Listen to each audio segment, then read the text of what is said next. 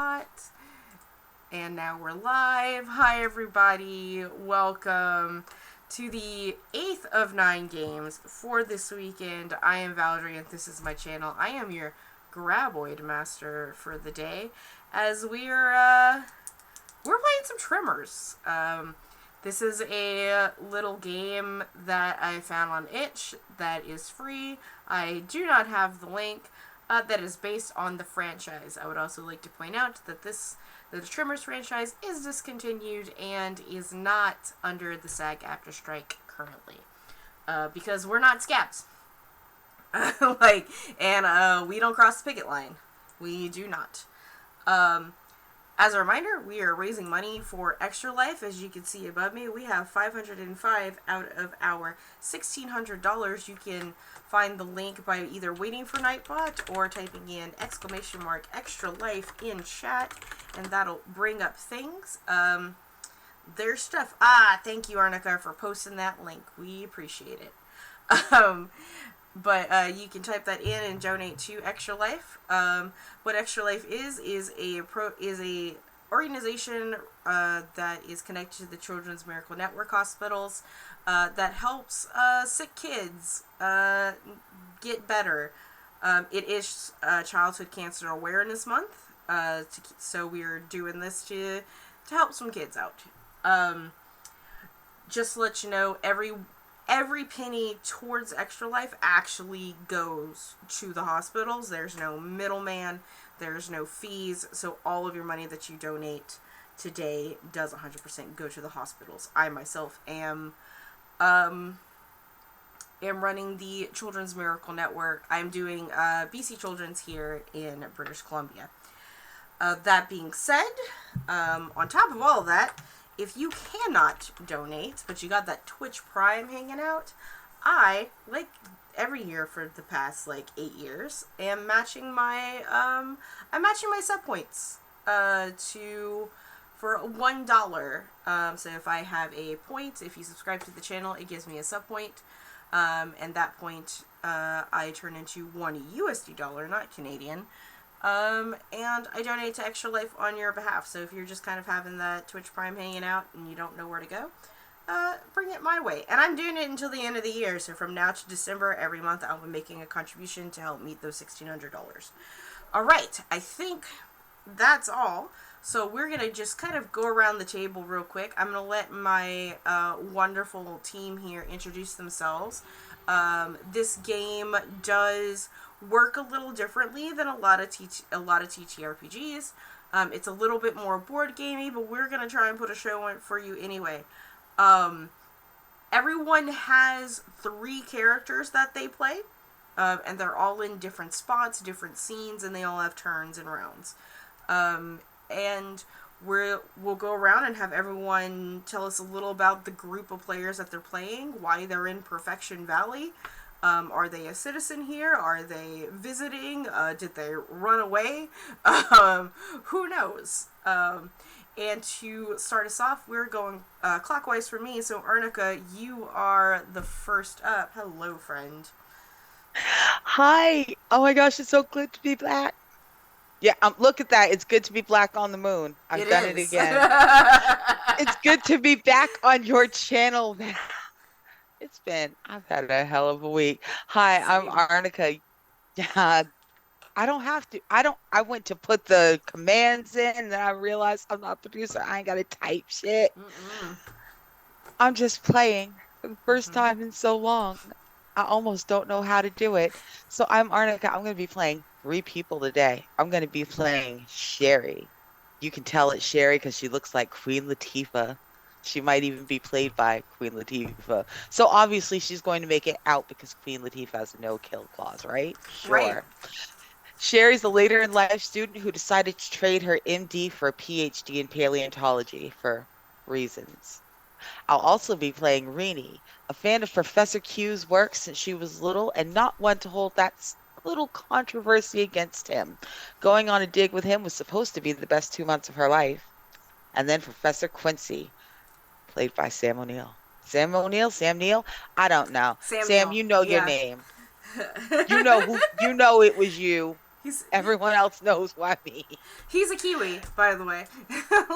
Like, And he will be representing Professor Quincy. And it's a good thing he had tenure because his outrageous theory on non-extinct megafauna has made him a laughing stock for the past 5 years. it's hilarious. Thank you, Arnica. Spirit friend, how you doing? Who you playing? No, I'm good. Coming back for game two of today. Enjoying the time here. Well, as we have a bunch of interesting guest characters today, there's no exception. As we all know him, we all love him. We have our good old boy mechanic. I think I named him Sam. Sam. All right. Who I'm going back and looking, trying to look where I put the names. Who is in the very likeness of one excellent and one wonderful Ryan Reynolds. Can't help it here. Um, there is. I really lost where I was doing. Okay. I just Um. realized something. Yeah. Keep going. Keep Um, going. You keep there going. I have to is open up a Photoshop. It is a social hermit who has kept himself shut away, but now somehow has managed to keep himself connected in the world. Caleb, who Hmm. is in one extreme likeness of a extremely gracious and extremely handsome Jack Black. The most handsome person on. What's his name again? Absolutely, Caleb, Caleb. All right. and though they are both residents of insert town name here. Perfection. Right. Um, but they are both residents, and the non-resident of where we have gotten out of my trio of Mary Band is Janet, Hmm. who is a travel blogger coming here to So try and find her start. you might need to adjust that. She could just be working for a magazine because in 1990, guess what didn't exist? That's true. Yes. A magazine, a Yeah. geographic photographer. How There you about go. that? She's a photographer. We're here. We stand it. All right. Excellent. Um, Forgot this was. it's the 90s. There's no cell phones. Remember that. Like, there's I barely got my anything. Polaroid. You do have Polaroids, absolutely. Okay, excellent. Um, Rook, you're next, and I am fixing your pronouns because I realized that I hadn't. I'm also No coming worries. across the problem of them being not having room on the drive that this is saved on, so I have to export it somewhere. But Rook, please tell us about your characters. That's okay. Hi, I'm Rook. My pronouns are they, them. Um, yeah, so today I will be playing Jesse, James, and Yeah. me, Michael, um, who whose identities I definitely have not stolen off a very popular cartoon.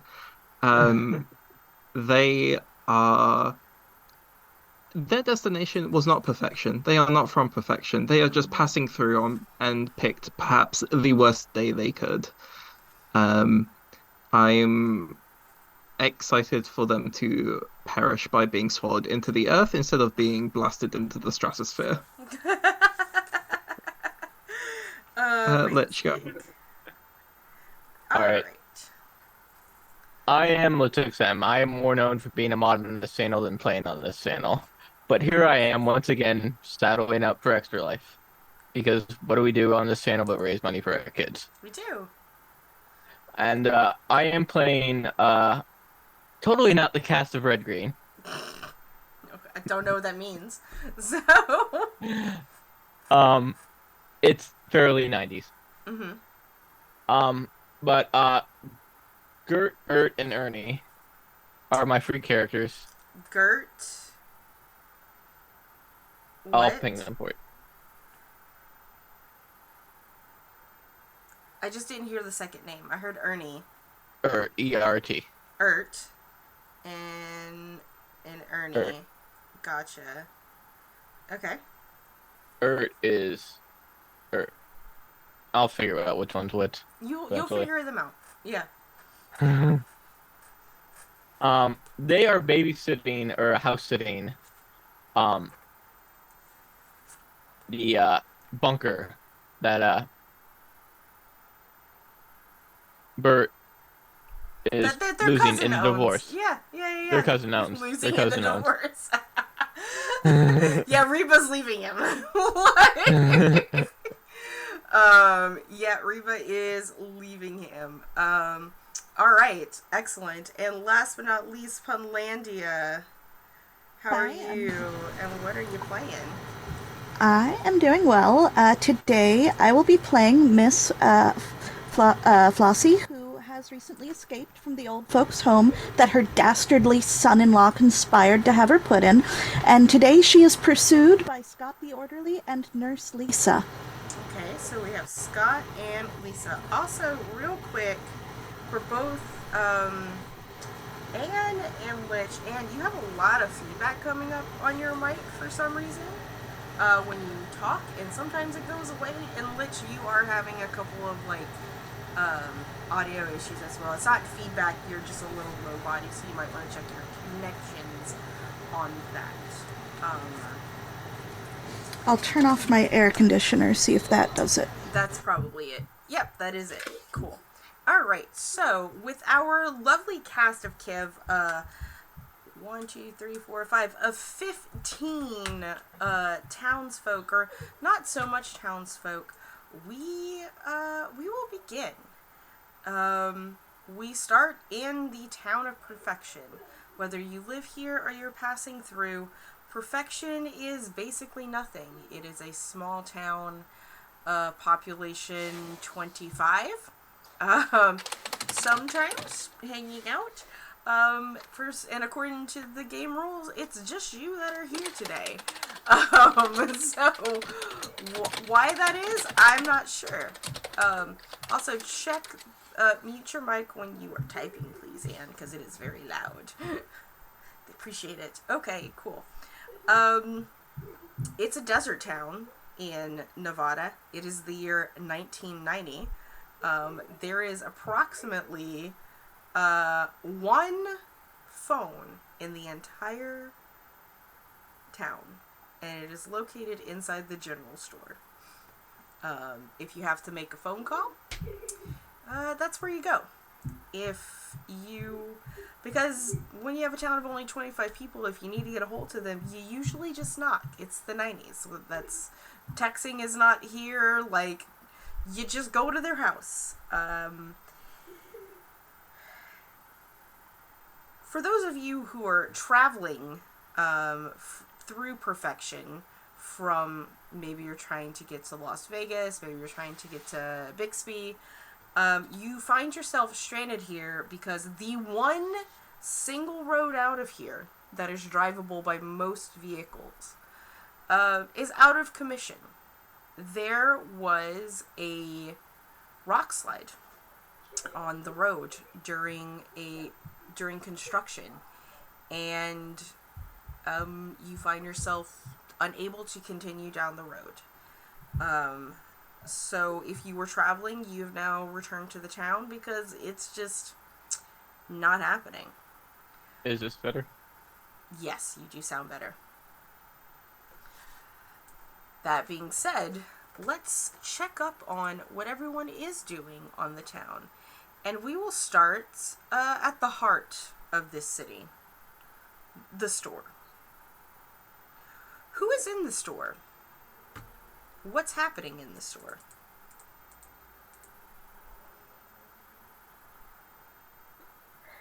Scott the Orderly is checking between the aisles and especially looking at things that an old lady could crawl under, and he's trying to build up enough courage to ask a woman to go in the ladies' room to see if his wayward charge is hiding in there. Scott is being played by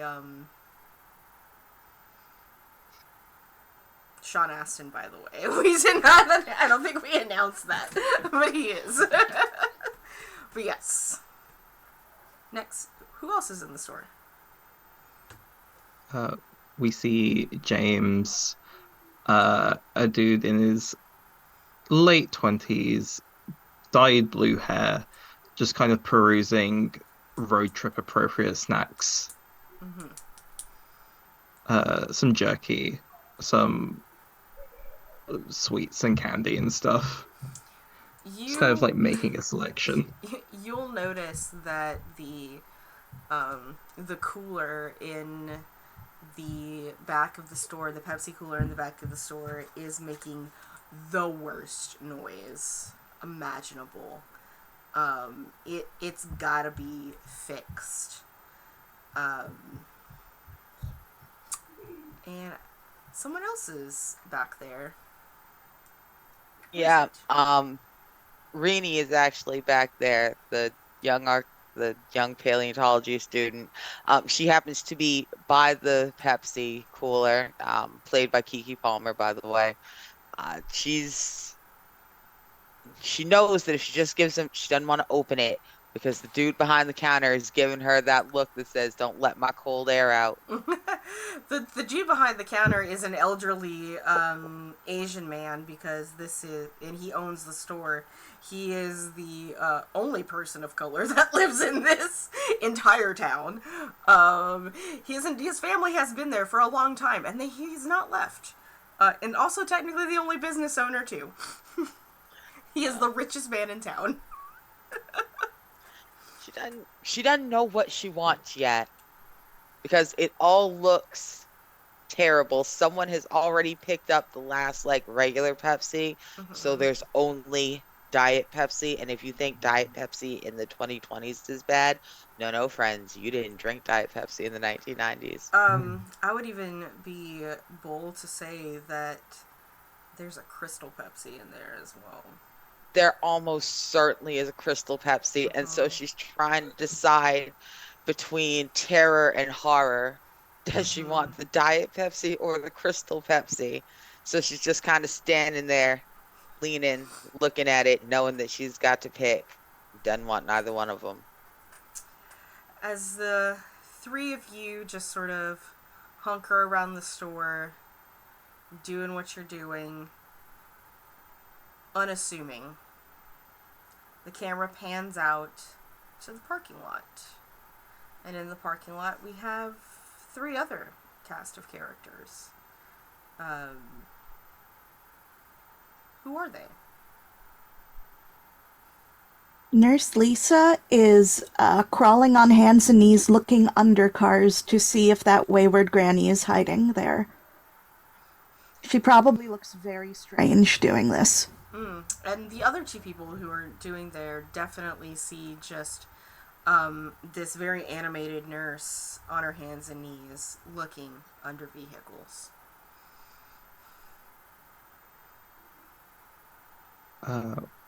We see Michael, who inexplicably is wearing a headband with homemade cat ears attached to it, just kind of leaning up against that group's car, just kind of forlornly looking in the direction of the one road out of town that's out of order. What kind of car did y'all drive in on? Oh god, don't ask me that. I know nothing about cars. It's a beat up kind of Is it a rental? No, I think it is their car. It's just kind of a beat up, fairly small. Honestly, sure. Thank you, Annika. It's a Ford. It's a beat up Ford. It's just Oh my god, I was thinking the Ford Pinto. It's a Okay, It's a little thank you. Ford, Yes, yeah. it's a Ford Taurus, whatever that means. Mm-hmm. Okay, I that's know not so things. It's bad. okay. Just those of us who were alive in 1990, we got you covered. I mean, like fair. I was thinking of a Pinto. I like the Taurus though. The Ford Taurus Yeah. is pretty classic on that one. Um, and then of course we have a very handsome mechanic just existing. So, Yeah. but before I start telling what he does, how hot is it, Val? It's Nevada in the 90s in the summer, so I am assuming that it is 100 degrees. Yeah, I thought so. Yeah. So, off probably towards the corner of a lot, there is a broken down farm truck with its hood up that Sam is definitely working on. It's hot. Dude Also a can't stand Ford. it. Also a Ford, of course. So he is probably standing there in the parking lot with his shirt off, working on this truck. Don't distract the nurse, please. she's got she's looking for an old lady. Please don't distract the nurse. I mean, it might be some disorder for the orderly, but you know.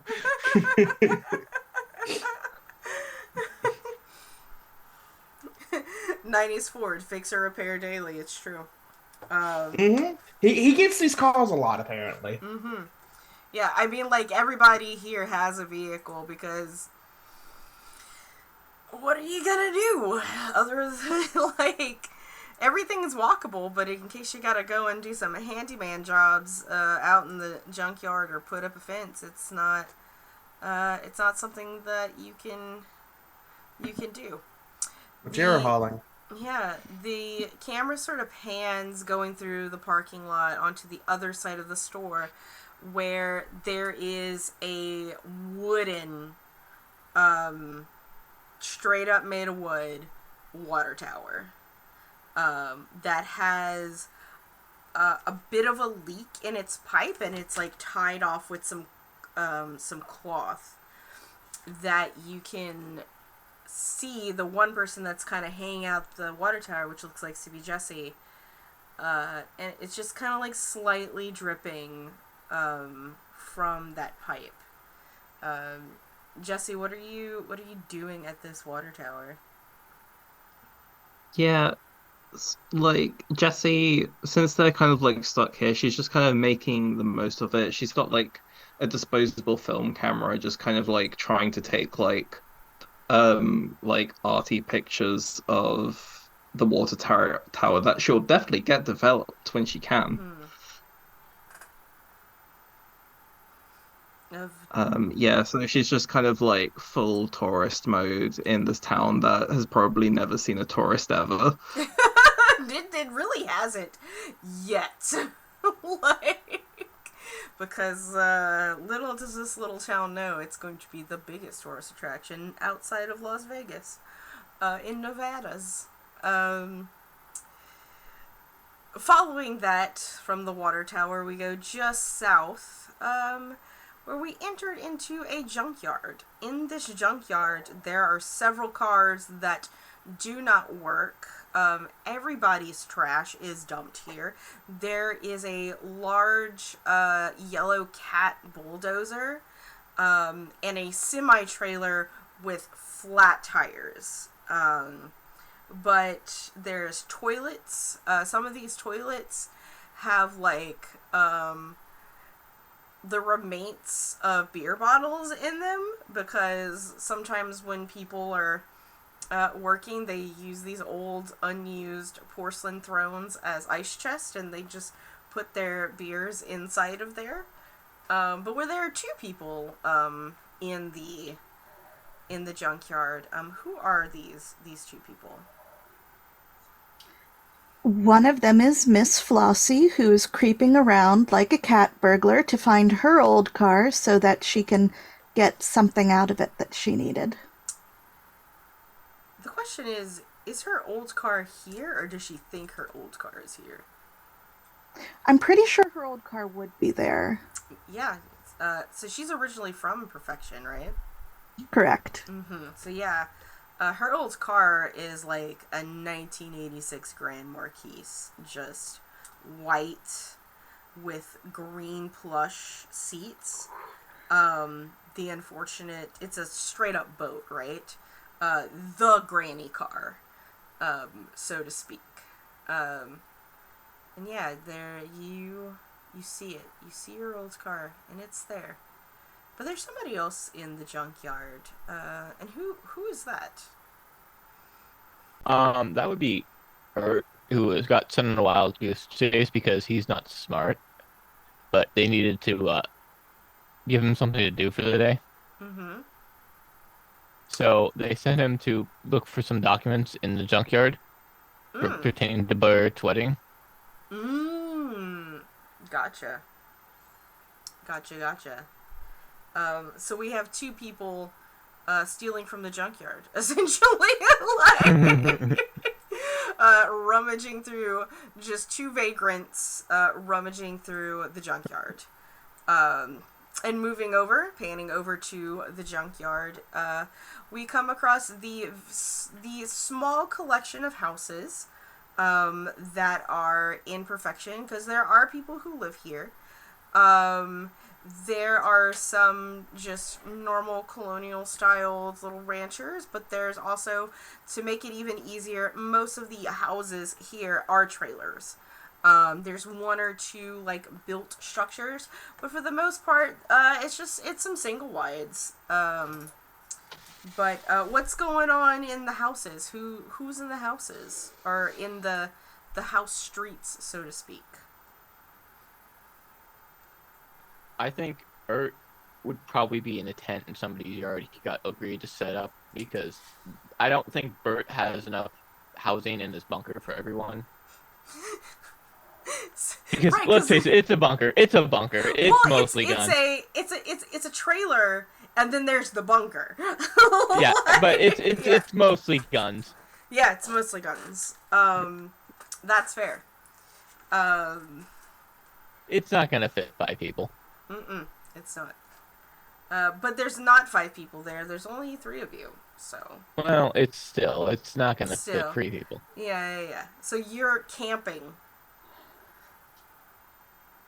Sounds good. Essentially. Yeah, you're camping. Sounds good. Okay.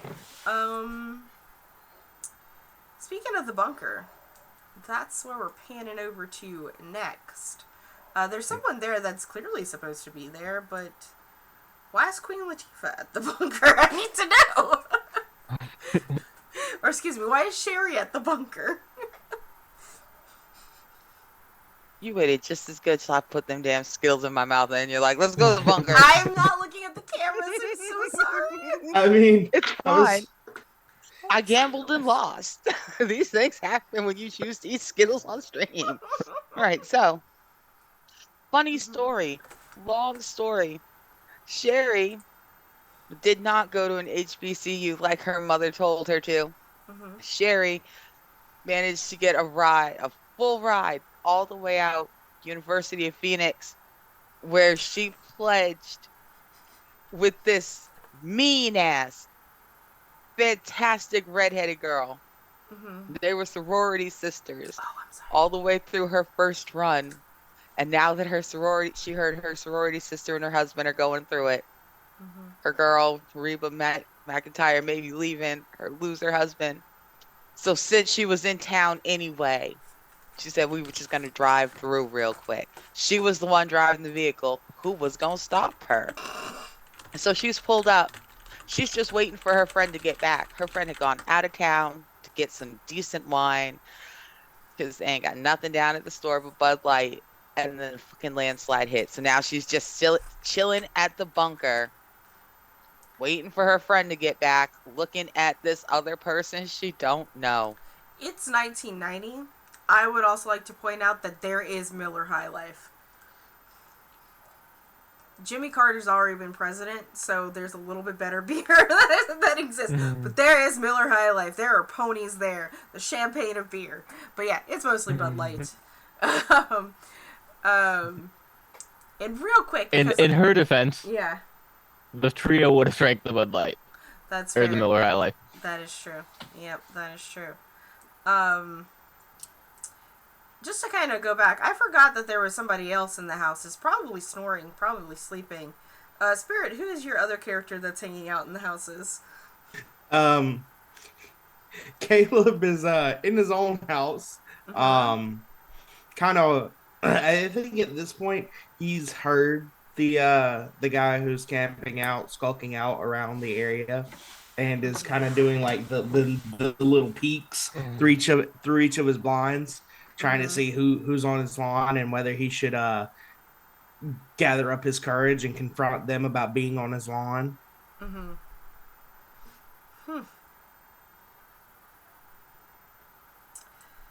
Well, that we're back to the bunker. About this cousin. Dealing with Sherry. Who's this cousin? The last person at the bunker.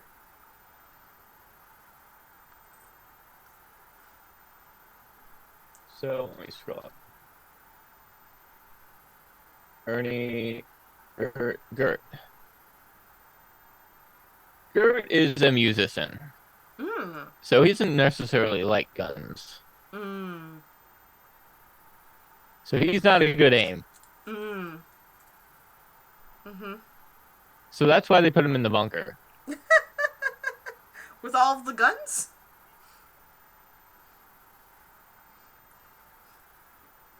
Yep. Well, you have... Because, well, they didn't want him setting off all the ammo prematurely. Well, there is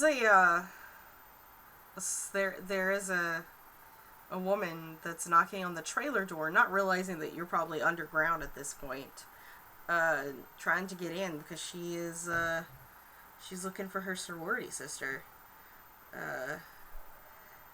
But panning over to the last area, we have out just in the desert. Got one at the Florida University of Fake. Same. Same. We're at the rocks. The rocks.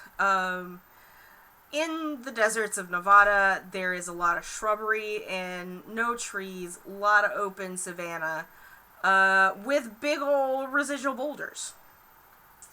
And there we have two other folks. What are these two folks doing at the rocks?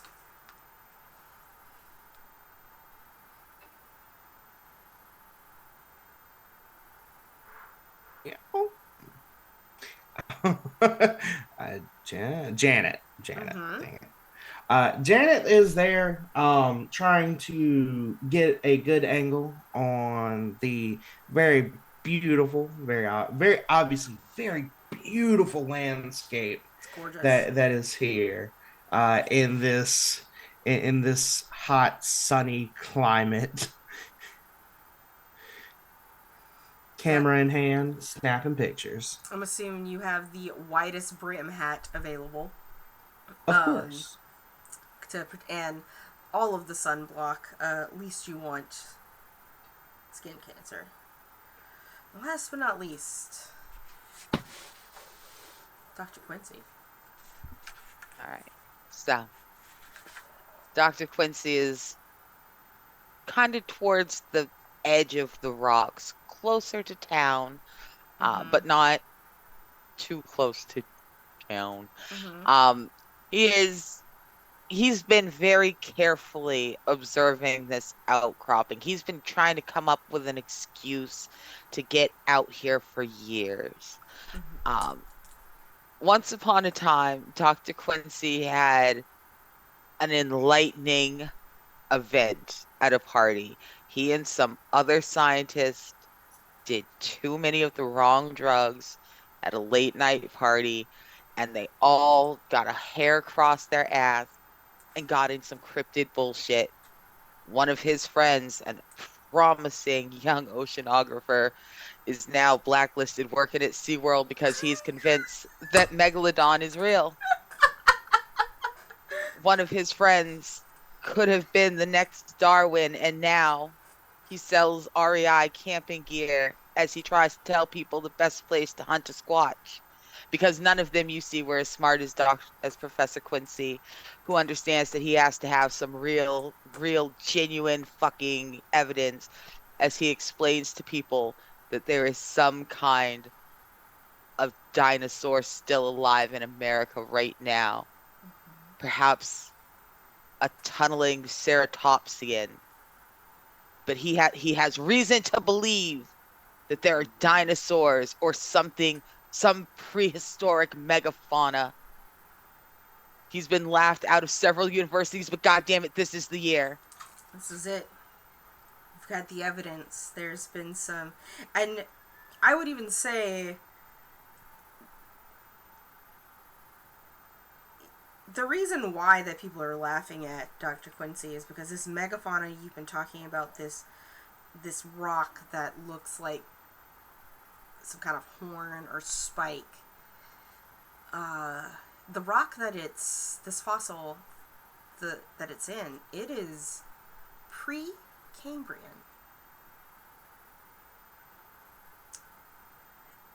And there's no megafauna pre-Cambrian. There's no megafauna before the Triassic. In fact, the Triassic, you can barely say that there were megafauna. Just wasn't a thing. There's no evidence to support that. But that's why you're here. I am here. To find that evidence. They're being very narrow-minded on the definition of evidence, but even the most stubborn, hard-headed of fools will understand. They will see. I just gotta bring this back. This beautiful rock with this nice deep, you don't understand. This rock is only like 3 million years old. Mm-hmm. It has fresh fossil, it has fresh track marks that almost exactly match the length of the horn I dug up 6 years ago. From Precambrian to only 3 million years. And still, how right can I be? I'm gonna be fucking famous, right? You're gonna be so famous. I'm gonna be so fucking famous. And so, as these 15 people are existing unbeknownst to them just below the surface, something stirs. Something that has been dormant, growing from when it hatched a few hundred years, about 100 years ago they hatched, according to the canon. And the thing is that they are hungry. They need to eat. Without eating, they can't reproduce. And so they begin their hunt across the desert in the valley of Nirvana. Listening below the surface. Prowling. And we begin our first round. At the rocks. And at the rocks we have two people. One snapping pictures and walking, and another digging, making noise. I need both of you to roll d6, please, and let me know what it is.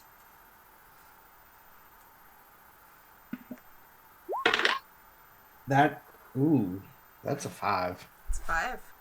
I rolled a 6. I rolled it in, roll 20. Mm-hmm. Boop. And you rolled a 6. I sure did.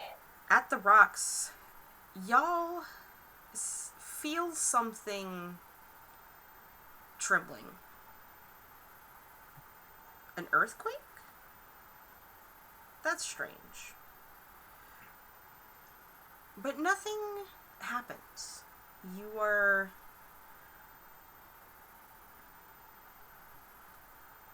unabashed. It's like, oh, we're in Nevada. It's close enough to California. Who cares? There's just something tastier. At the bunker, we have someone moving about underground and someone moving about above ground.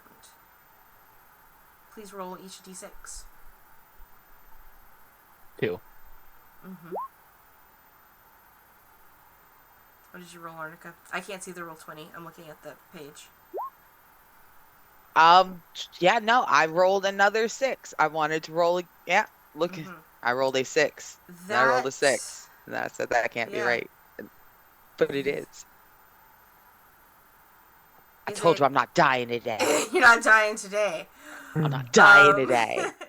However, as you are... How does this play out? Okay. So I'm walking up and down the porch. Every so often I stop and I just kind of bang on the door a little bit. I'm like, girl, you know what's 100 degrees out here? Girl. I stomp my foot a little bit. Mm-hmm. I kind of stop and I lean against the wall. So I've got my back to the wall. I'm, as close. I'm far from the edge of the porch. I'm right up against the house. Mm-hmm. I'm just kind of watching the wind blow by, little dust devils go. Mm-hmm. And I just lean back and just one more over my shoulder, just a long, endless press of the doorbell. And I would assume finally, maybe after finishing your set, are you a drummer? Are you a guitar player? What kind of musician are you?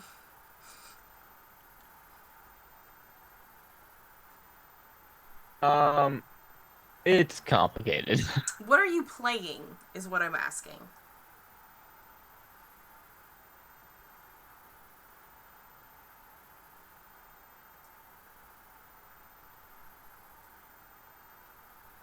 Or stop I playing. don't know how to describe it.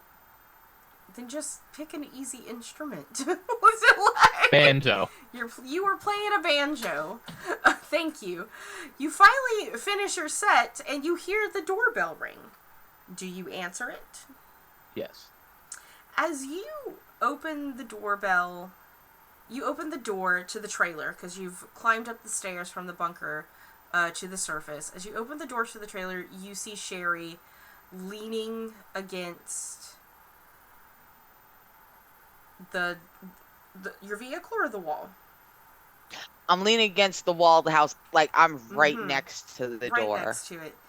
So I'm like, turn around, I look through the screen door, and I'm startled like shit, because that's not my friend, but also that's not my friend's chuckle fuck husband. It's like the Dollar Tree version of my friend's chuckle fuck husband. Who is this? As you open the door, is this Ernie? Who is this one?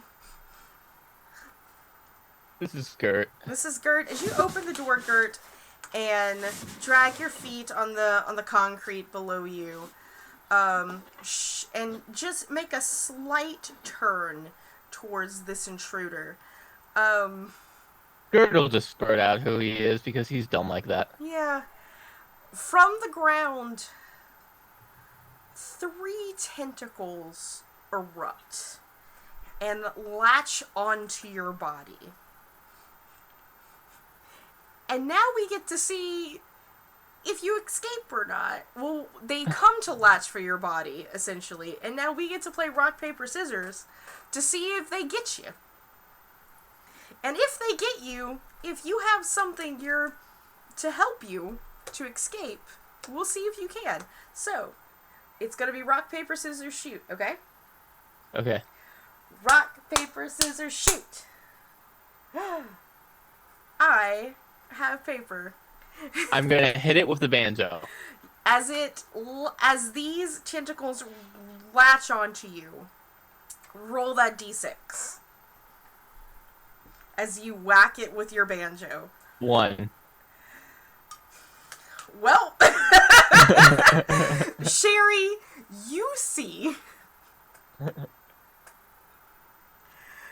this Diet Pepsi version of your girl's husband get yoinked underground by these 3 snake-like tentacles and just whoop. The scream. The scream, I yell, I holler, I have an ever-loving fucking fit. I go from a casual and very sexy Queen Latifah slumping lean against the wall to a very startled and large Queen Latifah perched upon the sunshade of the porch. Now, surely she must have put her foot on the railing. Surely she has touched something between the porch and the roof, but she can't tell you what it is she touched. All she knows is that one minute there was Dollar Tree Bert, like with his Dollar Tree Bert name, looked at her, and surely he didn't literally say, "My name's Gert."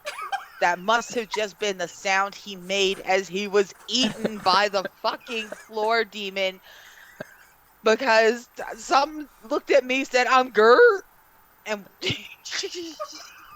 there was a banjo twang. Surely this is not real. I died, and There's I'm in a hell. loud burping noise as the banjo just gets shot into the air. And with Gert's hand still attached to it and lands at your feet. You don't understand.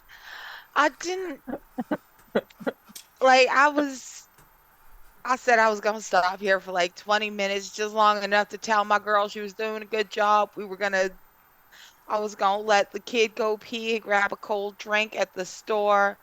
We were gonna drop Quincy off at them fucking rocks. He was gonna get there. He was gonna sit at the rocks and be drunk for like 3 days. And I was gonna take the girl back to the hotel. And we'd come back in 3 days and be like, "Ooh," and we get our credit. It was gonna be such an easy fucking weekend. And now there's a hand. There's a hand at my feet, and me and a hand and a banjo are on a roof. The scream I have scrumped. I promise you, they've heard me at the store. Not just the store. I think that scream reverberates. Like, even the rocks are the closest thing to you.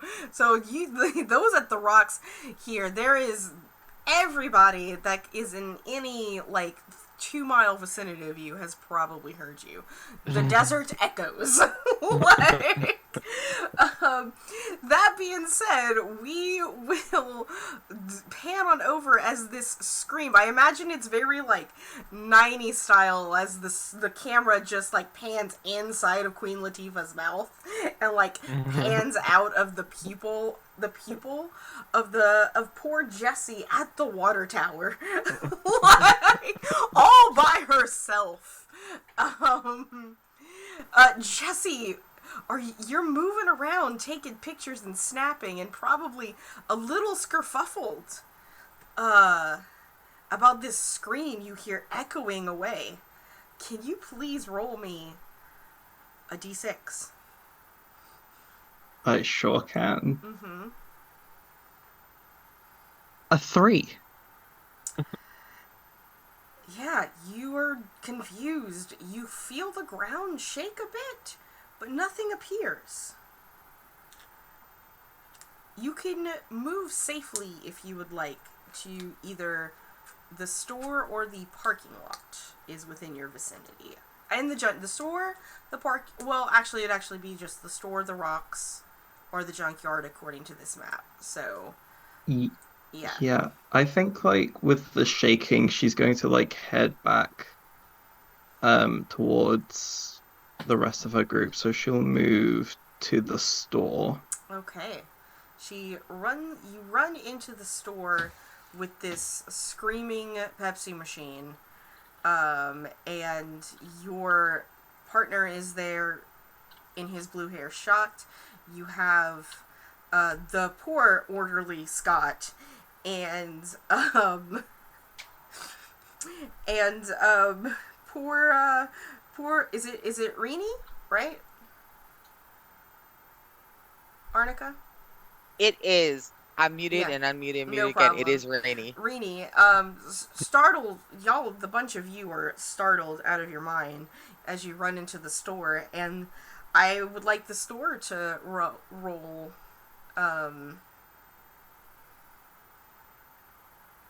Their D6s, please.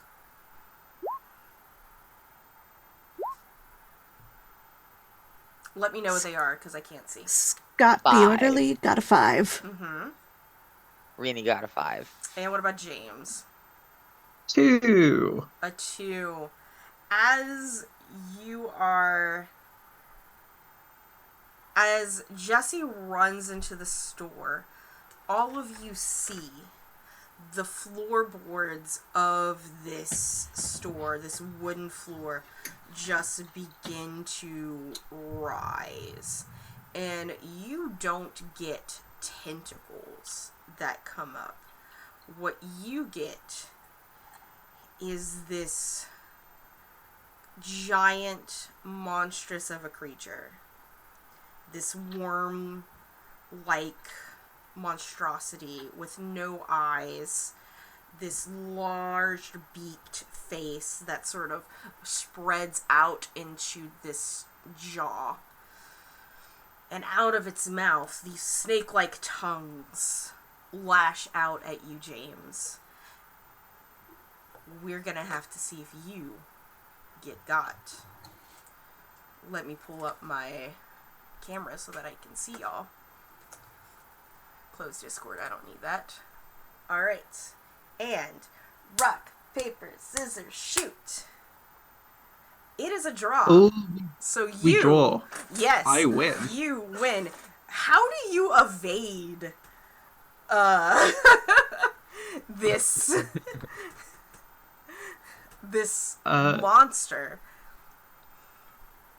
James screams so shrilly, and I think like the closest thing at hand is like a bag of beef jerky, which he just kind of like tosses at it and like scrambles back. You toss the beef jerky and you see these tentacles. Y'all all see them, right? These tentacles like whip around and it just grabs the jerky and like slurps it into the gullet of this giant worm creature. Yeah. The three of you can probably move again. I'll give y'all all a free movement, those of you who have kind of... you can move within the store itself, or you can move to another area. So, for example, if you want to climb up on the roof, or if you want to move to another area. And, Arnica, I should have let you done that as well. I'm assuming you jumped on the roof. Yeah. Where do the three of you that are in the store move to? Climb onto the roof. You are like, nope, I'm gonna... you see Walter Chang just pull down the attic floor, and it's like, everybody get up! And there's stairways for you to climb up into the attic and into the roof. So, who else is there in the store? We have Jesse and James. What do y'all do? Yeah, I mean, Jesse's already taken... Oh, That's wait, right, no, but Jess... she can move and climb, can't she? No, you are correct. She has already moved, so that she's already had her turn, so it is just James, who can get the free movement. Yeah. Yeah, so James will climb up onto the roof as well. Okay, and we also have, Rennie, what do you do?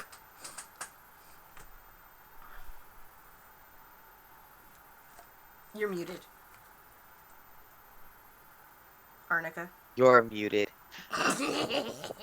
The smart thing to do is to go up on the roof. But she's good and scared. She hops out the window and books it towards the bunker where she knows that Miss Sherry is, because Sherry left her in the bunker, said, go get a damn soda. Gotcha. So she go, boo. Okay, then. Bad choices on purpose. Bad choices on purpose. You're running to the bunker. Excellent. Okay. Next to the store, we have the parking lot where y'all just heard an eruption, a whole bunch of screams. This young woman has taken off and is just running. And you're like, whoa, what is she doing? Right? And y'all hear Y'all gotta roll some d6s for me is what's happening. Like, alright, parking lot crew, let's roll d6s. Lisa got another 5. Lisa got a 5. Lisa is not wearing heels as a nurse. That's a 4 from Sam. 4 from Sam. Who else is in the parking lot then? Oh, Michael. Michael got 6. And Michael got a 6. Like, none of y'all have luck. There's this graboid is not thoroughly satisfied, but is busy trying to unwrap a pack of beef jerky. But as you just look into this store, you see this graboid. Well, you don't know that it's called a graboid, you just see this creature. I will let y'all all have a free movement this round as well. I think Sam would just look up from what he's working on and go, huh, he must be out of Pepsi again. And then seeing the graboid, he's gonna get, I guess he'll climb up on a vehicle. You're gonna climb up on the truck in a parking lot. Okay. Yep. I like it. Alright then. Lisa wants to do something stupid, so tell me if this is a no. Okay. She would want to jump into the car that she and Scott drove there in, turn it on, and drive into the store to try to run over the monster. Yeah, no, I'll fucking allow it. Do it. Yeah, go ahead. Roll a dice, please. A 5 or a 6. You need it on the d6. Oh no, I rolled a 1. Bye-bye, Lisa. You rolled a 1. It's not that, it's not that you fail. It's just when you go to start the car, it just turns, it just vroom, vroom, vroom, vroom, vroom, vroom, vroom, vroom, vroom, vroom, vroom, vroom. And because of that, you will still remain in the parking lot. It is not moving. We have now in the housing area, someone is hanging out in a tent, and the other person is on his porch, and y'all see this fucking chaos from where you're standing. Like, all hell is breaking loose. Y'all aren't quiet about it, haven't figured out that this is what graboids are attracted to. Again, don't know what they are. Roll some d6s for me. What the hell? This town's going to shit. We both rolled 1s. Oh, God. You both rolled 1s. Oh. So, simultaneously, the one in the store, there's a lot going on, but that one just slurps on back into the store. And simultaneously, from either side of these two folks, I'm assuming you even have, is it Ert in the tent? Yeah. Yeah. Just the tentacles will erupt to grab you both. And let's go ahead and do, Spirit, you and I first. Alright, I'm closing my eyes. Rock, paper, scissors, shoot. Ah.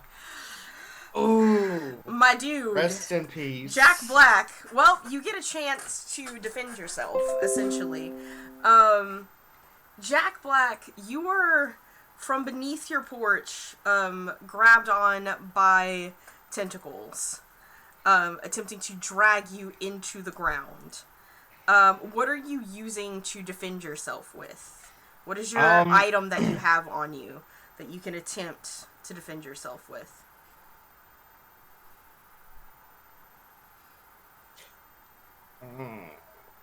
At this point, I feel like, because, like, he might have glasses on, So he would break his glasses and use them as like a stabbing mechanism to try and stab. You're just using your Okay, your glasses would not be considered. It's just your clothing. Okay. Think of something like a shovel or a hoe or like a lighter or something like. Lighter. You have a lighter. Do you have a lighter. Do you have like a not like a handheld one, but like a kitchen one? Sure. And you're trying to burn the tentacle? Yeah, why not? Okay, I love it. Go ahead and roll for me. Ooh, that's a 2. Well, the graboids are eating real good tonight. So this one, after having some jerky, yes. Unfortunately, this little lighter is nothing as Jack Black gets dragged into the earth and is eaten by a graboid. Bye, Jack. I'm coming for you, Satan! Nice. Alright, Lich. As you see this poor man get zorbed in, you know this is your fate if you are not limber enough to escape. So I'm closing my eyes so I don't see what you're rolling. Let's go. Rock, paper, scissors, shoot. What you got? I can't see. Oh. How do you... Without using your item, because you don't have to use it, you have succeeded in not being grabbed. The item would be a kerosene lantern. Great. You still have it. Don't need to use it. Because you're not getting grabbed. In fact, the way that this probably cinematically works out is that you see the hill being lifted and then the stuff coming out, and you see from the store coming just barreling towards you. How do you get out of the way? I grab the first thing next to me, which would be the kerosene lantern, and I just book it out of the tent. And you book it out of the tent. You're just slightly faster. I'll let you, because you're surviving this attack, if you want to climb or move move into another area. I'm moving into the parking lot. You're moving into the parking lot. Excellent. Well, last but not least, in the junkyard, we have one more of the cousins and Miss Flossie just digging through everything. I need y'all to roll. Tell me what y'all get. 5. A 5. All right. 5. Luckily, these two graboids are far too busy. But you hear the chaos ensuing.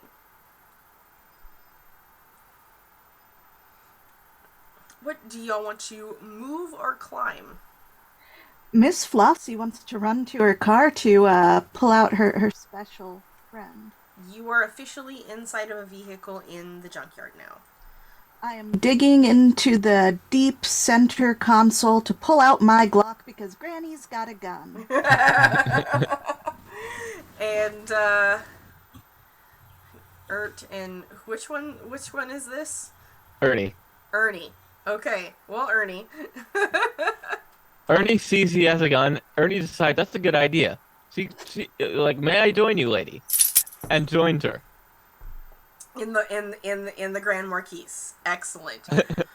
That is round 1. At the end of this round, all graboids mutate that are still alive. Which now, if you were moving, either within the area or out of the areas, the graboids can now, you will have to roll a d6, and the graboids will now appear on a 1 to 3 instead of a 1 to 2. So they have mutated. I, at any point, can spend a token to move a graboid and have them appear at any point.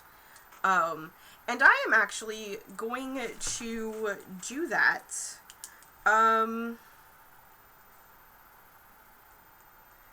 With graboid number 1. because Graboid 1 just ate a guy. Just ate dollar store Bert. And you know what? Prey doesn't need to be complicated. So it has submerged. And mind you, poor Sherry has not seen the full extent of this. But instead has only seen the tentacles, but you see it just taking off towards where you know Professor Quincy is, and Janet. And a graboid is going to appear where the rocks are. Now, I think that the way that this goes, it has appeared. It hasn't gone after anyone. It's just appeared. I'm going to let Janet and who else is there?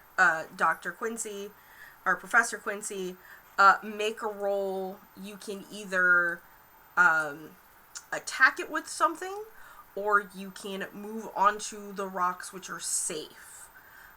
If you fail either one, you will have to roll a defense, as the graboid will come to get you, so to speak. So, who would like to go first?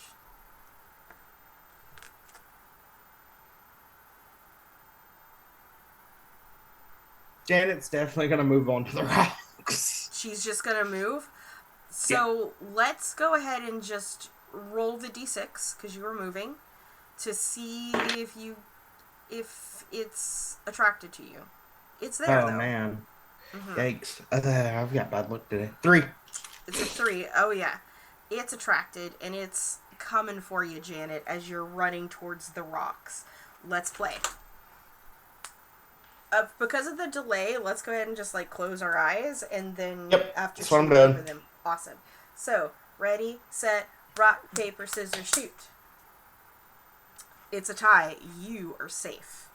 As you climb up to the rocks and these tentacles just grab at you, you're like, oh man, there it is. I don't get paid enough for this. Dr. Quincy. The graboid is preoccupied, so it's not coming after you. So I'm going to let you do something to it if you need. Or run if you want. Okay, because that rolls garbage. So, yeah, Dr. Quincy, this brave dude, he's standing there. He sees this lady being chased by this enormous monster. This proof. This is not what the fuck he thought he was gonna find. He thought he was gonna find, little burrowing dinosaurs, this is not a burrowing dinosaur. This is not cute. This is not the thing that makes you famous. This is stuff from nightmares. This is the stuff that you go to therapy for and you drink and you never stop. This is some Sam Raimi bullshit. It is. He stands there a minute too long. He does not move in any way to help this woman. He just stands there like a freaking coward. All right. Watches, sees her just barely scramble onto the rocks, and only then does he turn to run away from her. And he runs. Well, because you're running, let's see if you get its attention. Roll a d6. I already rolled a d6 and it was a 3. Ooh, in your cowardice of running. It's like, well, that bitch just climbed the rocks. Ooh, is that prey? That's prey. And it turns heel and it comes for you. Let's play. All right. Eyes closed. Rock, paper, scissors, shoot.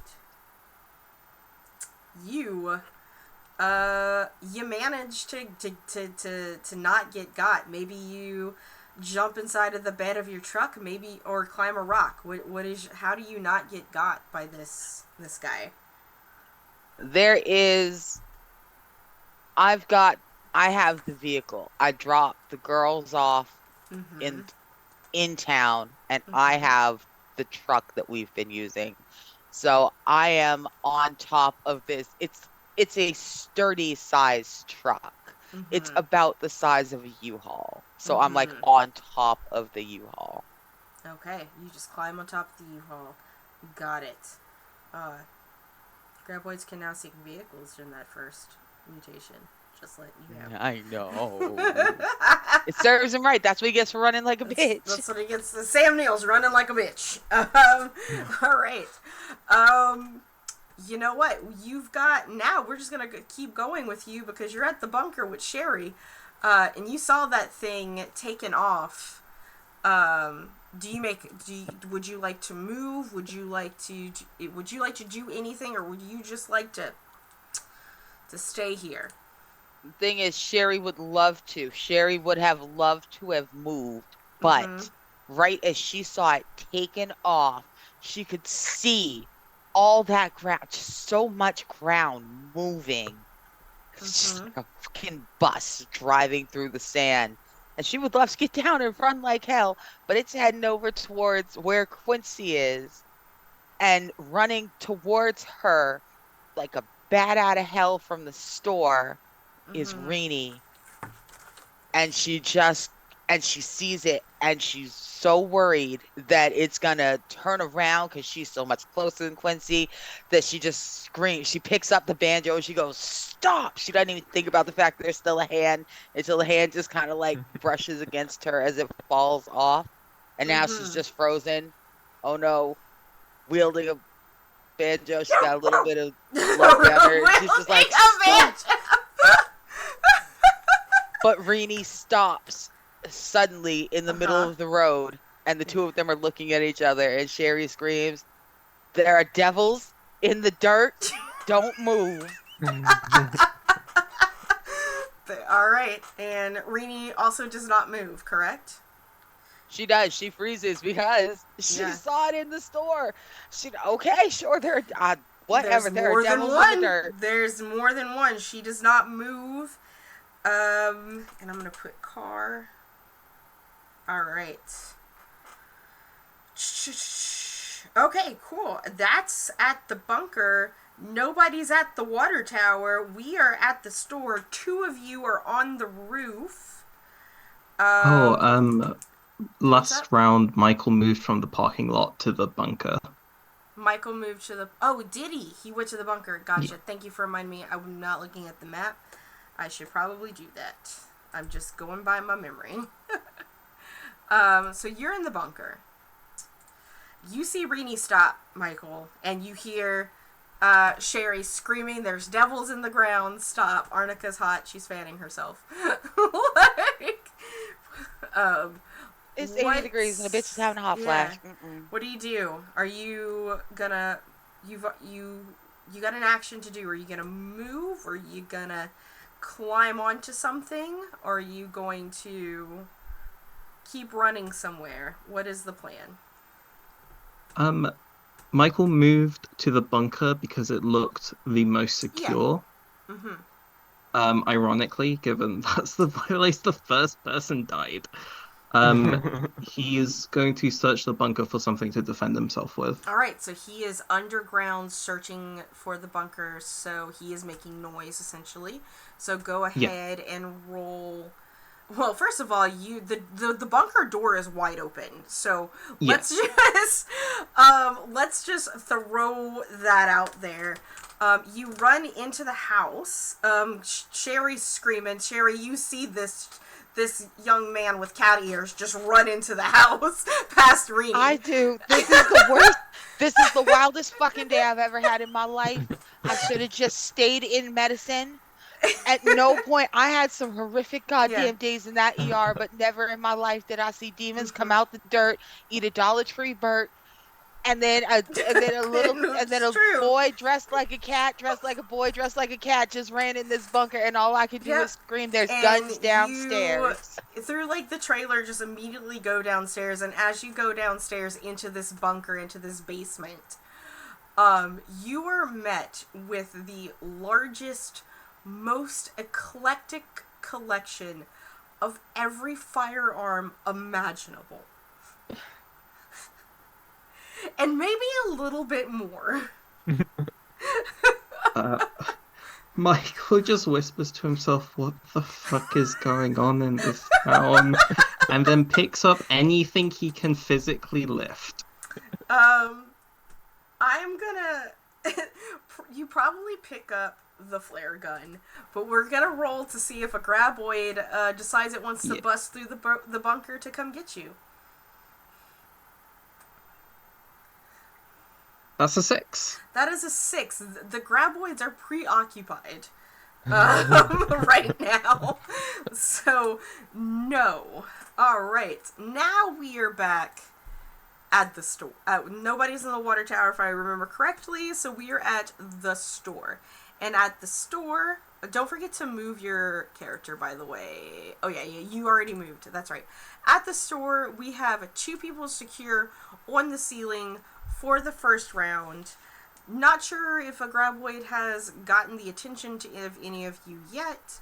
And one person in the store, after a graboid has slurped someone up and has gone to eat Jack Black. What? I should actually put the graboids where they are. I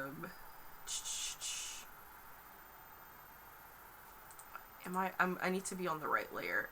It would actually help y'all to do that. Go ahead and everybody roll me the d6s to see if you get the attention. If you're moving or is anyone doing anything? That is my question. Any movement happening, grabbing anything? What are you doing? Scott the orderly would probably be reaching down to try to help Jesse up to safety. Gotcha. So movement. Jesse, are you accepting the help to move up? Yes. Yeah, okay. For sure. And James, what are you doing on top of the roof?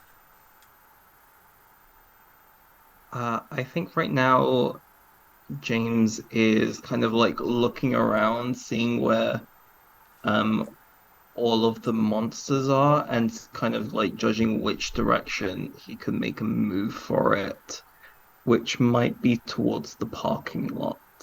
You are on top of the roof, so just to let you are out of graboid reach currently. Yeah.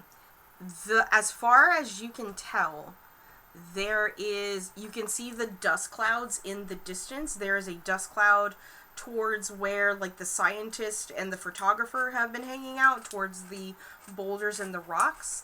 And there are 2 clouds in the housing area. One just ate Jack Black, which is probably one of the ones that was also beneath you. What would everybody there? So the question is, are you moving? Like moving within the area or out of the area? Are you doing anything that causes movement? I think he doesn't know that he's safe on the roof because he doesn't know how high these things can like get. So I think he will move towards the parking lot. Okay, so you're gonna move to probably climb down on the side of the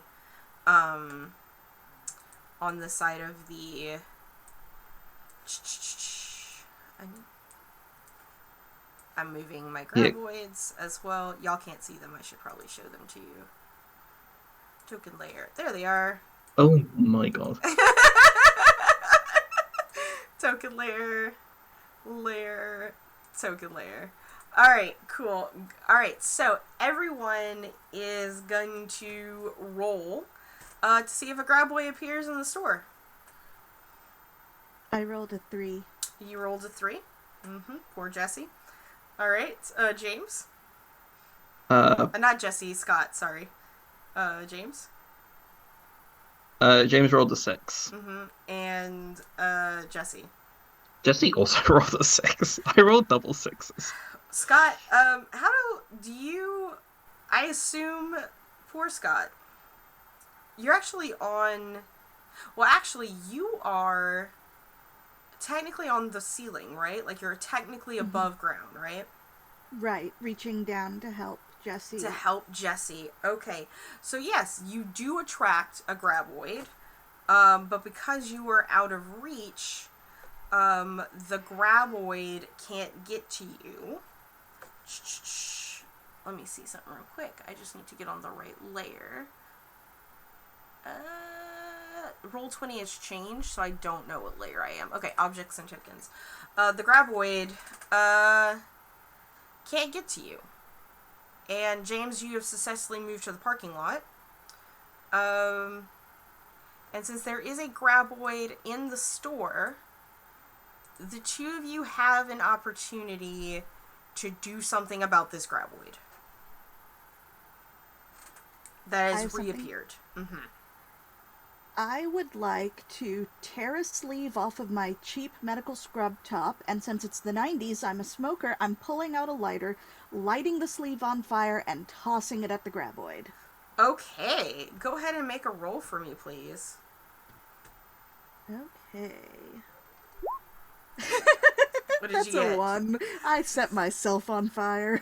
The light doesn't even go off. Jesse. Cheap fake lighter. Yeah. Jesse, what are you doing? In response to this graboid? I'll let you do something.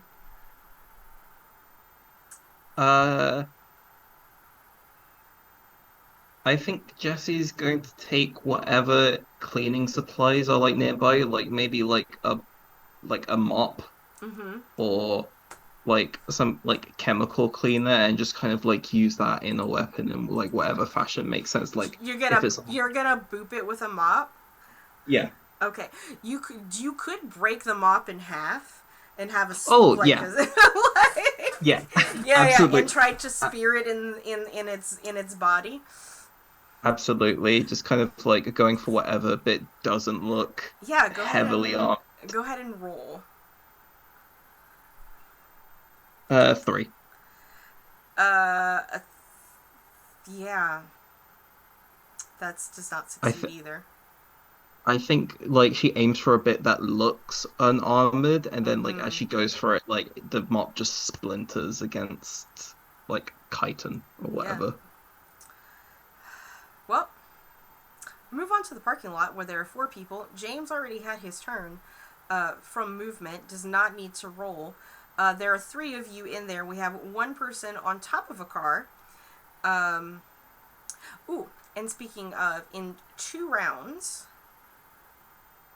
because for the store, in 2 rounds, if this graboid has not moved or been killed,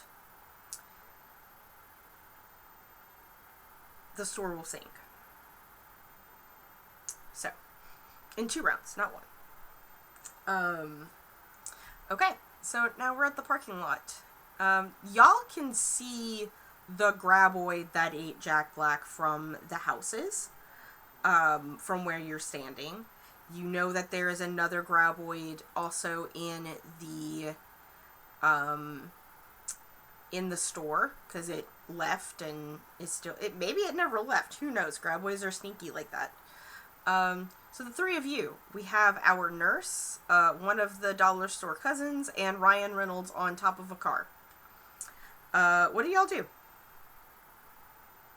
Since the nurse's car won't start, she runs to Ryan Reynolds for protection, shouting, "We've got to do something." She is running. Ryan, what are you doing? And shouting. Ryan Reynolds. I'm not going to know his real name. Sam. What is Sam doing? It's all good. I think Sam, his issue that he was having is that the vehicle will turn on and run, but it won't go anywhere. So Yeah. I think what I'm gonna do is I'm gonna turn this truck on that I'm on top of. Well, that's not. I'll get down, but I'm gonna turn the truck on and use it as a distraction. Yeah. I will. You will have a roll for that, and then we have the last cousin. What is the last cousin doing? He's going to sit and catch his breath. He's just sitting and breathing. Yeah. Cool. You fall to the ground, and that is an action. You didn't stop. You sat. That is a sound on the ground. So, everybody has to roll to see if the graboid is going to come to the parking lot. And then we will roll for distraction and if needed, or if not. So, let's see. Everybody roll their d6, please, if a graboid moves. Got a 3. Mm-hmm. 5. A 5. A 2. And a 2. The graboid moves to the parking lot. There's a lot of tasty things happening there. There is a distraction, however, being rolled, so we will roll the distraction first to see if it's going for the distraction or for the people. Go ahead and roll a d6 for me, please. 2. It does not go for the people, for the distraction, unfortunately.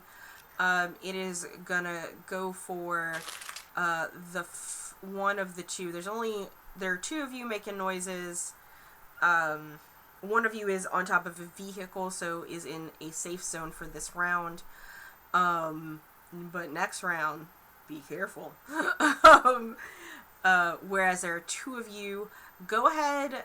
Instead of having y'all both be attacked by a graboid, I would prefer one of you rolled a 2 and one of you rolled a 3, correct? Yeah.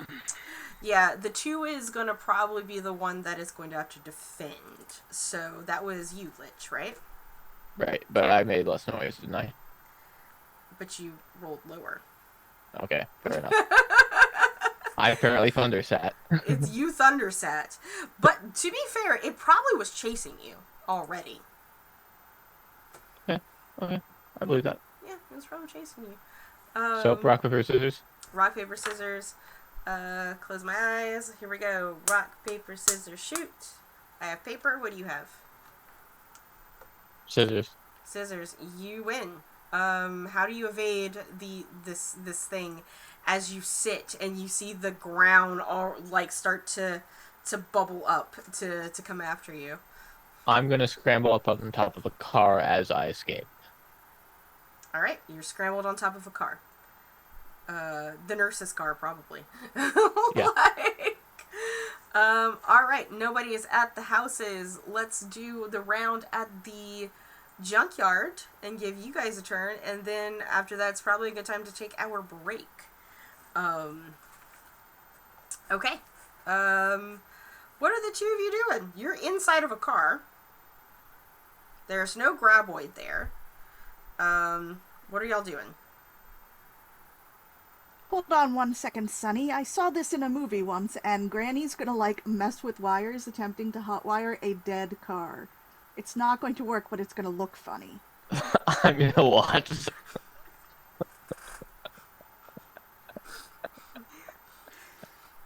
Here's what's up. I still want Granny to roll me a d6 for that to see if you succeed. Granny got a 5. You do succeed. But only in the sense that a giant horn begins to go off in your car. And I would say that this could be a distraction, if you wanted it to be a distraction for either the store. It would be for the one in the store. So on the next round, well, y'all need to roll d6s because there is noise because of your success to see if the graboid already moves here, and goes for the car to begin with. So I rolled a 4. You rolled a 4, and what did you roll? A 6. A 6. The graboid just got poked in the butt from Jesse's, so no. All right, that concludes the second round. Actually, we only 2 deaths so far. Nobody died in the last round. No graboids died in the last round either. Though one of them did use an HP in order to appear wherever it wanted to. We're gonna go ahead. You know what? I got 6 minutes. I'm gonna start back up at the rocks. The graboid is already there at the rocks. it's already there, which means that you have Janet and Quincy. Y'all get a turn. Do you move or do you attack? Okay. So Quincy is standing on top of the truck Mm-hmm.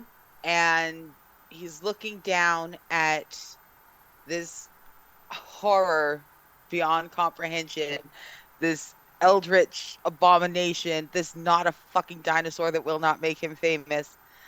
And in his coat pocket, not his coat pocket because it's too hot for a coat, but in his shirt pocket, Mm-hmm. that fifth, that fifth of cheap tequila that he's been nursing all day, starts saying to him, "We fucking hate this thing." And he goes, "We do hate this thing, fifth of tequila." And the tequila goes, "Throw me at him, but first set me on fire."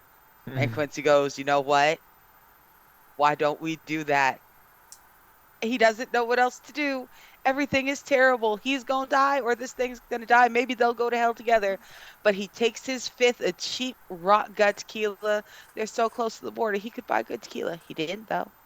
Rips a little piece of his shirt, stuffs it down in there, looks at this thing, goes, "You made a fucking fool of me. I'm gonna make a fool of you." And he tremblingly lights it, and he goes to toss it over the The edge. scared old white man trying to be like continue. Roll a 5 or a 6. Roll a d6 and see what you get. All right. What'd you get? Oh shit, are you kidding me? I rolled a fucking 6. That worked. You toss this thing and it breaks against the rock just enough to explode above this graboid, this Molotov cocktail you have made. You have caused it to lose a token as it slurps back into the earth. No one knows where it goes. However, Sam, there's a vendetta now against you. Sam Neill. Sorry. There's a character named Sam. But yeah, you don't know where he's at. You don't know where he is. Graboid 1. You come wherever. Janet, you just saw what happened. I will let you have an action to do something to this graboid before it goes down, though. Just in case. Sure. Or you can move. Yeah, there's a giant bunker looking type establishment over yonder ways. Mm-hmm. I would definitely she thinks definitely this guy who was so, did not help her out before has sufficiently taken care of the problem. Mm-hmm. So she has no problem in leaving him here to run to the bunker. And run to the bunker. Roll a d6, please, to see Yep. if you're chased. That is a 6. Yeah, the graboid number 1, graboid number 2, and graboid number 3 are far too busy with what they have right now to bother with you running. Y'all at the bunker, there are 2 of you outside, 1 underground, with a slew of weapons, and homemade pipe bombs even. The 2 that are above ground, you see this poor girl, she's just hoofing it. Y'all saw the little explosion in the distance at the rocks. She's hoofing it. Arnica, what are your 2 girls doing? Okay, so Rini sees Janice come running. Mm-hmm. She's just haul assing, and she measures the distance between Janice and her in the house. And as soon as the next time Janice falls forward in part of her run, Rini starts taking off as well. They are. I don't know what she thinks she's doing. I don't know why she thinks running in a pattern to match Janice will be better, not worse. She doesn't know what she's doing. It's the age-old instinct. Someone is running, and I'm a run too. It has overridden the impulse to stop. I So would. she Yep. heads into the bunker. Into the bunker. All right, both of you, both of them. No, Sherry is still on the roof. She can't believe this Sherry, shit. yeah, Sherry is still She's on the not going. roof. She saw something reach up through the floor and eat a Dale Gribble of a man. She's not going down there. um, fair, absolutely fair. Okay, so you're not moving. So you're not gonna be rolling for her because she's not moving. Yeah. But we do have our person in the bunker. Are you? You see Rini walk in. You run inside and you see the smorgasbord of weapons in here, and a very confused cat boy, with a flare gun. Y'all can have a little moment right there if y'all need. Yeah, I think Michael just kind of like looks at you and is kind of like these aren't mine, but grab one. And Reedy just stops because he's got a flare gun, and she looks at it. He's got the ears. He's got a flare gun. Bless his fucking. Of course, that's a half grown ass man wearing cat ears. Yeah, he grabbed a flare gun, and she kind of reaches past him. Doesn't say anything rude, but just kind of looks at him like, oh bless, reaches past him and grabs that fucking elephant gun.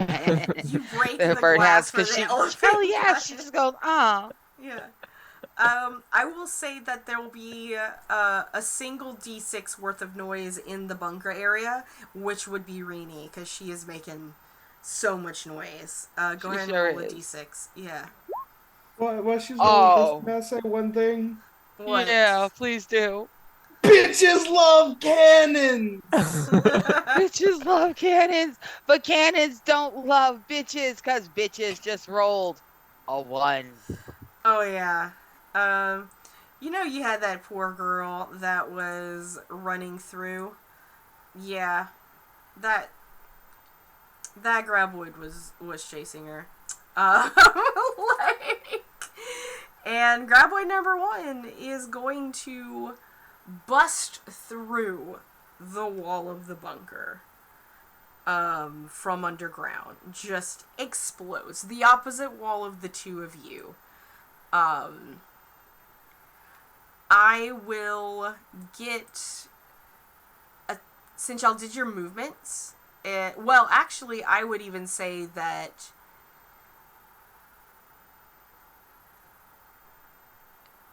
I mean, I did my movement, but I feel like Rook should get a chance to run like hell. Yeah, I was trying to come. Rook, Michael does get a chance to attack this graboid if he wants. Yes, he will. Mm-hmm. That's a 5. Yeah.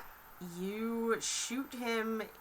He has his mouth open, and these tentacles spew out, and this is an actual scene from the show. And you shoot your flare gun inside of its mouth. That, it's a cat boy.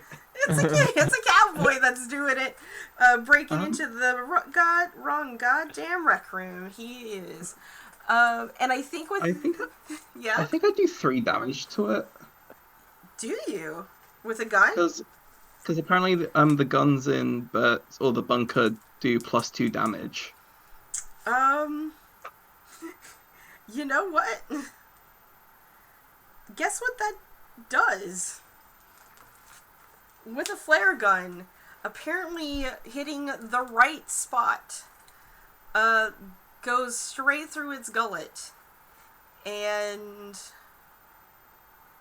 it, from the inside out of its brain, explodes.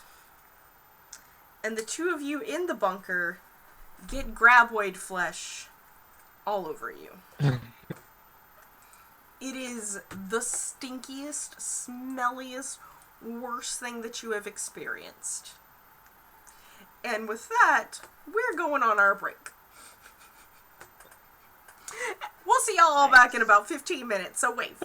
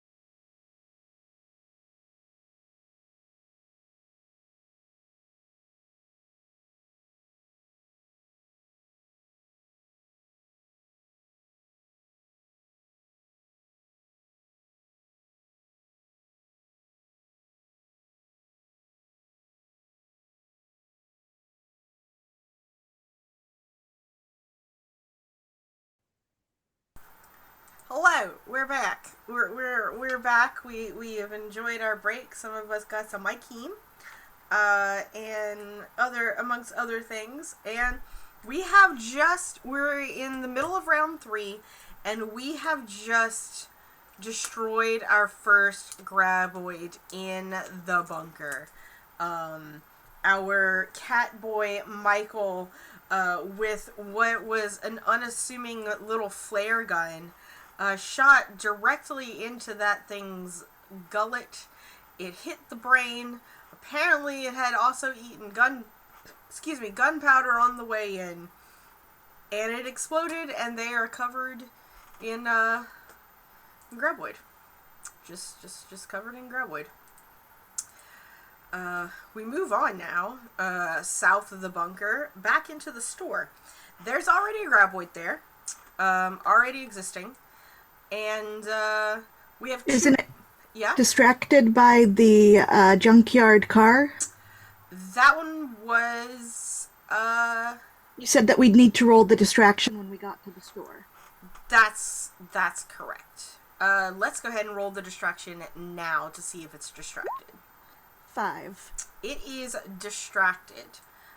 So the graboid is going to move to the junkyard, because of the distraction. So we still have 2 people in the store. Y'all have a turn. What do y'all do?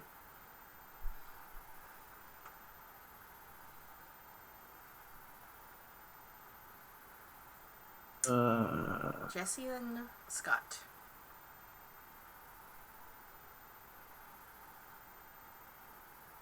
Scott, the orderly, wants to get to where everybody else is in the parking lot. All right. Because he feels left behind. All right. Scott's gonna move to the parking lot. What about Jesse? What are you gonna do? The parking lot is where There's a graboid there. there's a graboid there, That's good. and Yeah. it's where, but it's also where she saw James going. And as far as she's aware, because she was in the store the entire time, it's where Michael is. Yeah, as far as she's aware. So she running to the parking lot? She's going to the parking lot. Go ahead and both of y'all are moving. Roll a d6 because there is a graboid that's already there that is not distracted and alive. Scott, the orderly, got a 6. Alright, Scott. What about Jesse got 2. Jesse, that graboid, though, as you're running from the store to parking lot, hones in on you. And, it's time for some rock, paper, scissors, it seems. From the 2 of us. So, let's go. Rock, paper, scissors, shoot. And open. Oh, another draw. Another draw. As this graboid whips around with its tentacles to come after you, how do you evade this thing? I think she just, like, it comes towards her and she kind of rolls to the side, and I think, like, as she does, she kind of like injures herself on like some like rocks, like on the ground, because like even though she's escaped, she's still injured. But she just kind of like sees it coming, like, as she's running up, and she's just kind of like ready to kind of like move out the way as it barrels towards her. Gotcha. All right. We're gonna move on to the parking lot rolls now. There is already a graboid there, so it doesn't need to appear. But y'all do get a turn to see if you can do something, to see if you want to harm it. So, parking lot buddies, what are we doing to this graboid that's there?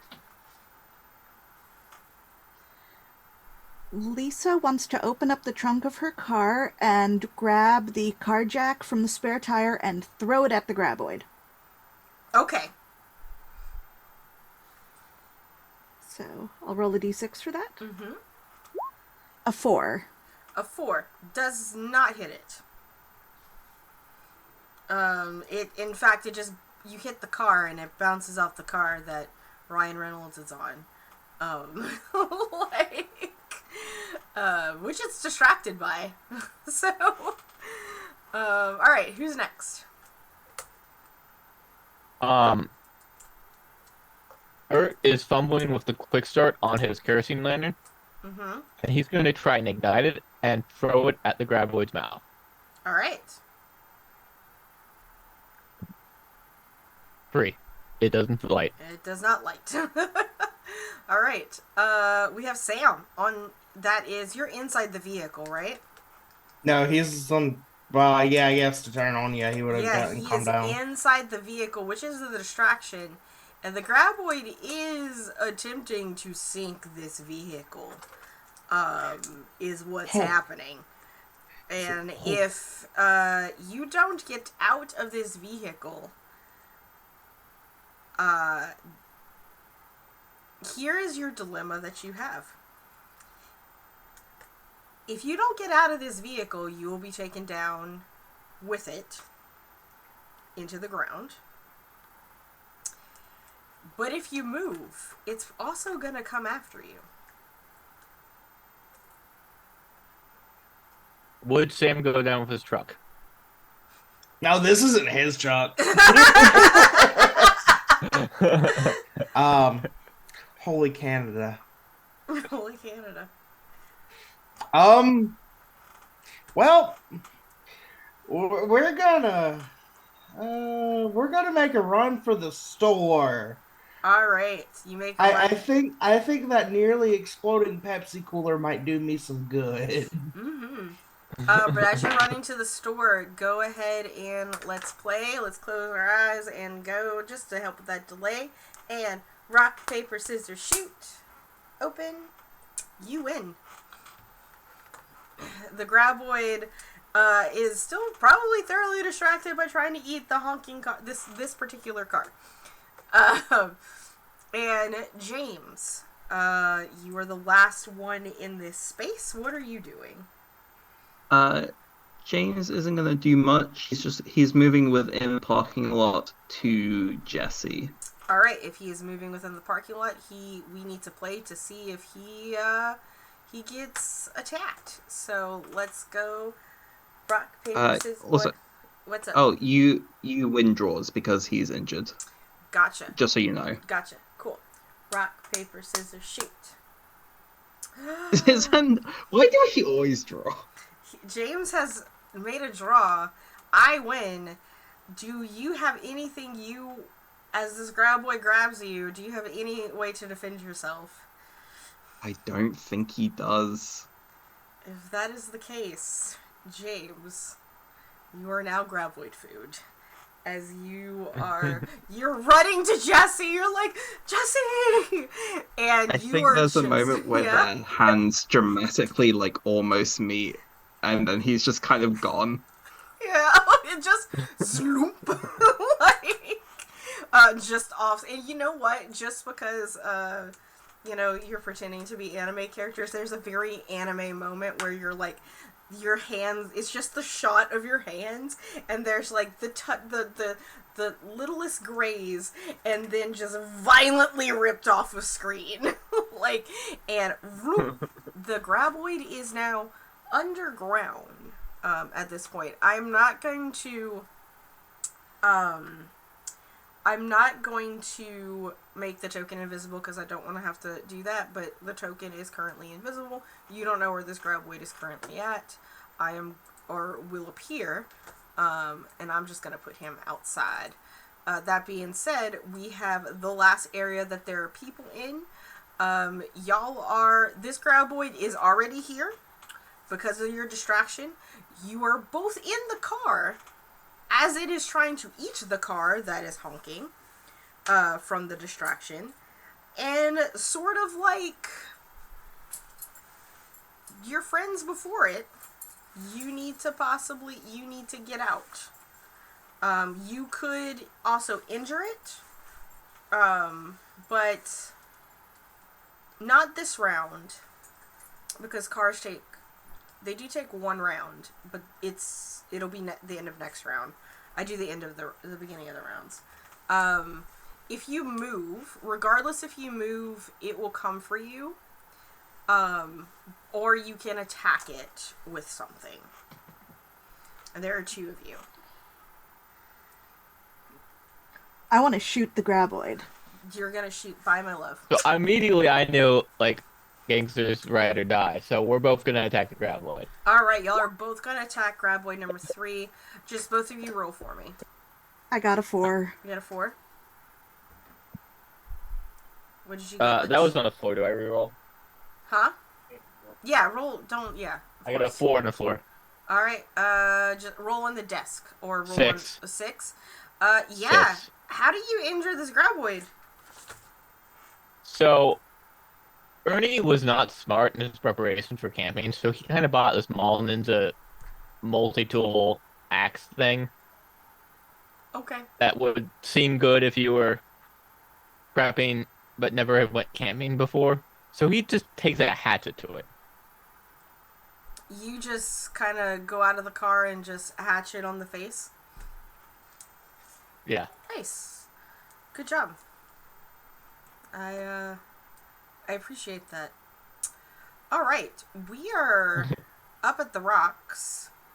I am going to, and at the rocks. This is round 4, by the way. So at the end of this round, the store will no longer be a safe space, and neither will vehicles.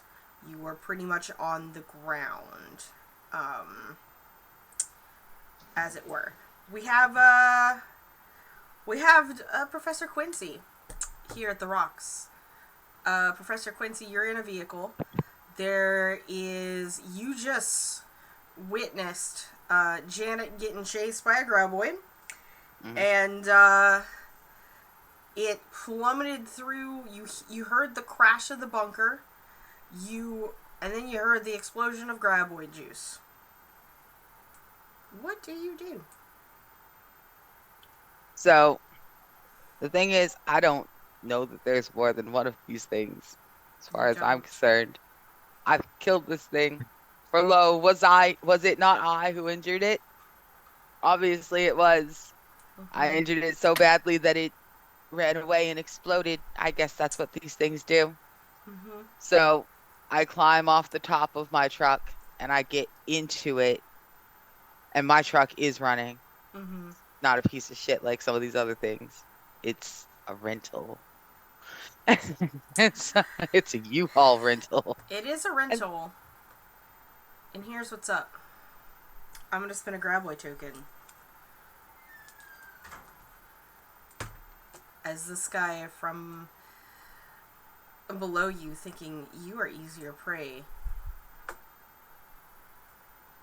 comes up from underneath the truck and attempts to tip it over. I mean, he ain't wrong. Let's find out together. Let's find out, right? And rock, paper, scissors, shoot. You're not injured, are you? I am not. You win. How do you avoid this graboid?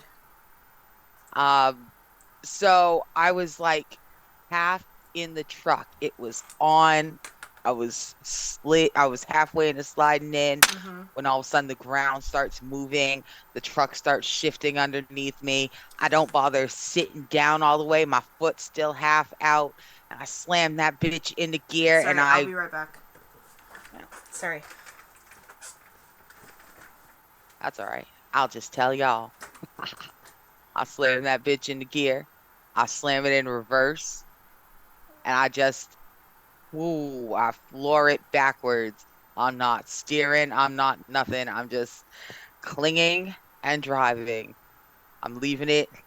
If it had eyes, we'd be making eye contact.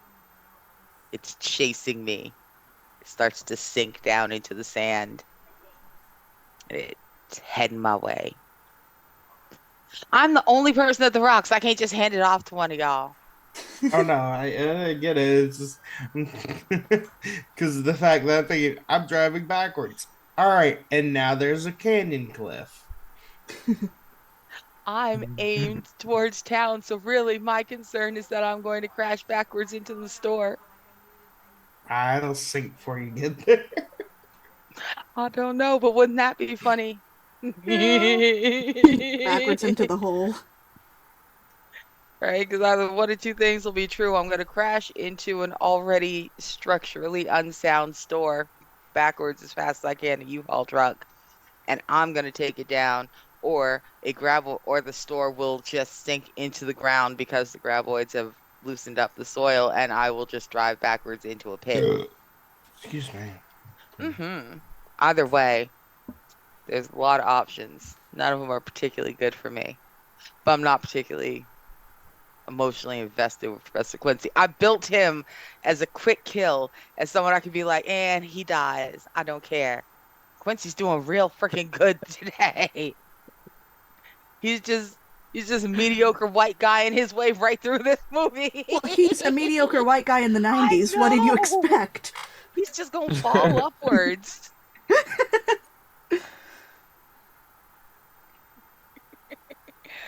I'm getting troped. Please, I built the free cannon fodder. Don't worry about it.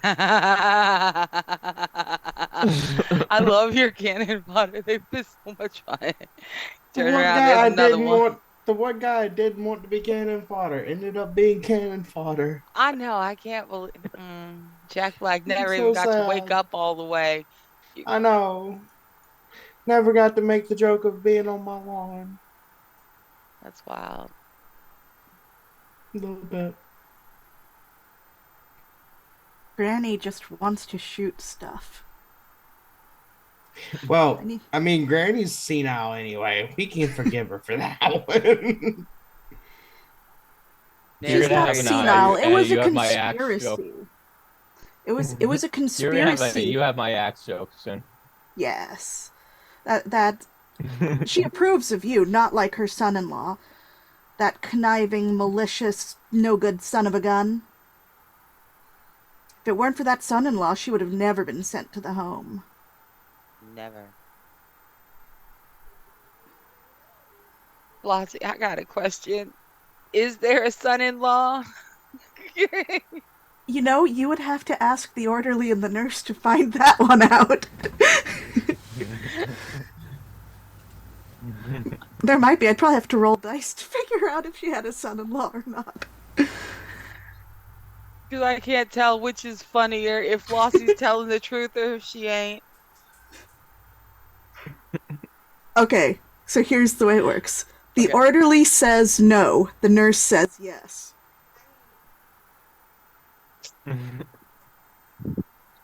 So even at the nursing home, they don't know if there is a son-in-law or not. There was probably a court order that got her put in the nursing home. Probably. My goodness. I'm the fucking drama. I am sorry about that, everyone. I won't say live what happened. I'll let y'all know in chat real quick. But go ahead and Arnica, please tell me how you are evading this graboid and possibly injuring it if you want to make an action. Yeah, no. So if I get to injure it too, then this is what happened. I threw myself into the driver's seat. I didn't even get in all the way. I still got like one foot still on the running board. And as it grabbed the axle of my truck, I threw that bitch in reverse and I went, vroom. I'm not really steering. Yeah. I'm just clinging to it. Now, the good news is that I'm probably going to snatch at its tongue. I'm hopefully going to hurt it. The bad news is that the ass end of my truck is aimed right at the store. So either I'm going to crash into the already structurally unsound store, or I'm going to fall into a pit. Yes. One of those two things will happen. One of those two things. But, you know, the way that you're evading this could possibly cause an injury. So go ahead and roll me a d6 to see if you make a stumpy. All right.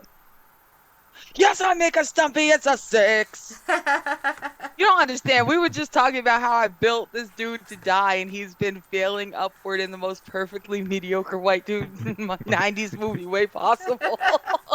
Nice. Very nice. Graboid number 2 has another token taken out of 5 taken away. As you are moving to the store, we'll say you're going that way. You're fine. We are now at the bunker where we have more humans. Lots of humans. 4 of you even. All right, so we have Janet first. What's Janet doing? I mean, these things are coming from the ground. Mm-hmm. It doesn't seem too relatively safe to be going under the ground. So I think I'm gonna climb on top of the fortified structure. You're gonna do a climb. All right, you are moving within the structure, so Oh, that does. There is a possibility a grab boy will come your way. Um, we'll see. And essentially, who it's gonna, how many rolls is gonna happen. Whoever gets the lowest is essentially gonna. heck and climb. Actually, no. I'm just gonna make you roll now. Just roll now. Roll it now. Roll it now. Okay. That is a 6. It does not appear, which is great because the graboids have mutated and they now appear on a 4. The graboid is still over at the rocks, having issues. You have moved. Sherry, you are on the structure. Janet is coming up to join you on top of this structure. What are you doing? What do you have planned? So I see Janet coming. I lean down towards the edge and I kind of grab her, give her a haul up. I'm like, I just kind of grab her by the shoulders a little bit. I go, you, what happened downstairs? Because I mean, it shook. We all felt it. It shook the building. It almost knocked me off the roof. I'm sure it probably made Janice stumble in her run. And so I pull her up. I'm like, do you know what happened down there?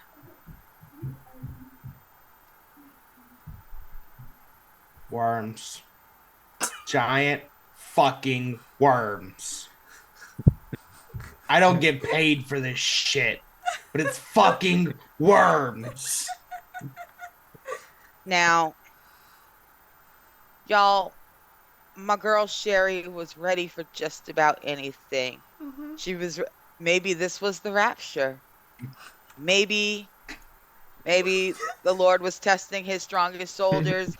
Devils, demons, okay, but worms. Now, wait a minute, y'all. She's not running from a goddamn worm. What do you mean worms? And she's like, nah, Rainy.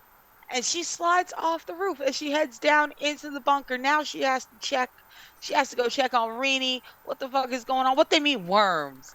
Well, Now, that is a she's movement. angry. Yeah, that is a that is a movement. So go ahead and roll. It's a 6 again. All right, the graboid. Queen Latifah has a contract. Yeah, The dice understand. the dice understand. She does. She has a contract. All right, you're moving down to the bunker where Rini and Michael are. What are your what's your plans? Now, Rini she is just in the corner, kind of trembling in shock. She's still holding the elephant gun because she did break the glass and get it out. She made a lot of noise doing it, but she's got it. She's just kind of like trembling, and she's looking at Michael, standing there looking remarkably cool to be a skinny little cat dude in. It looked silly. It looked silly 5 minutes ago before he blew up a giant monster and saved her life, and now it may be the coolest thing she's ever seen. They are approximately the same age. She has Covered a "you saved my life." There's the dead graboid in there. There's as a well. dead graboid. Yes, and you don't understand. Look at how ugly that is. How can anybody not be so attractive when they saved her from this thing? Oh my God. So now she doesn't know what to do. She's feeling a whole bunch of weird feelings simultaneously. All of them just mean she's glad to be alive. And so she's just staying there when Sherry comes in. She's like, the cat killed it.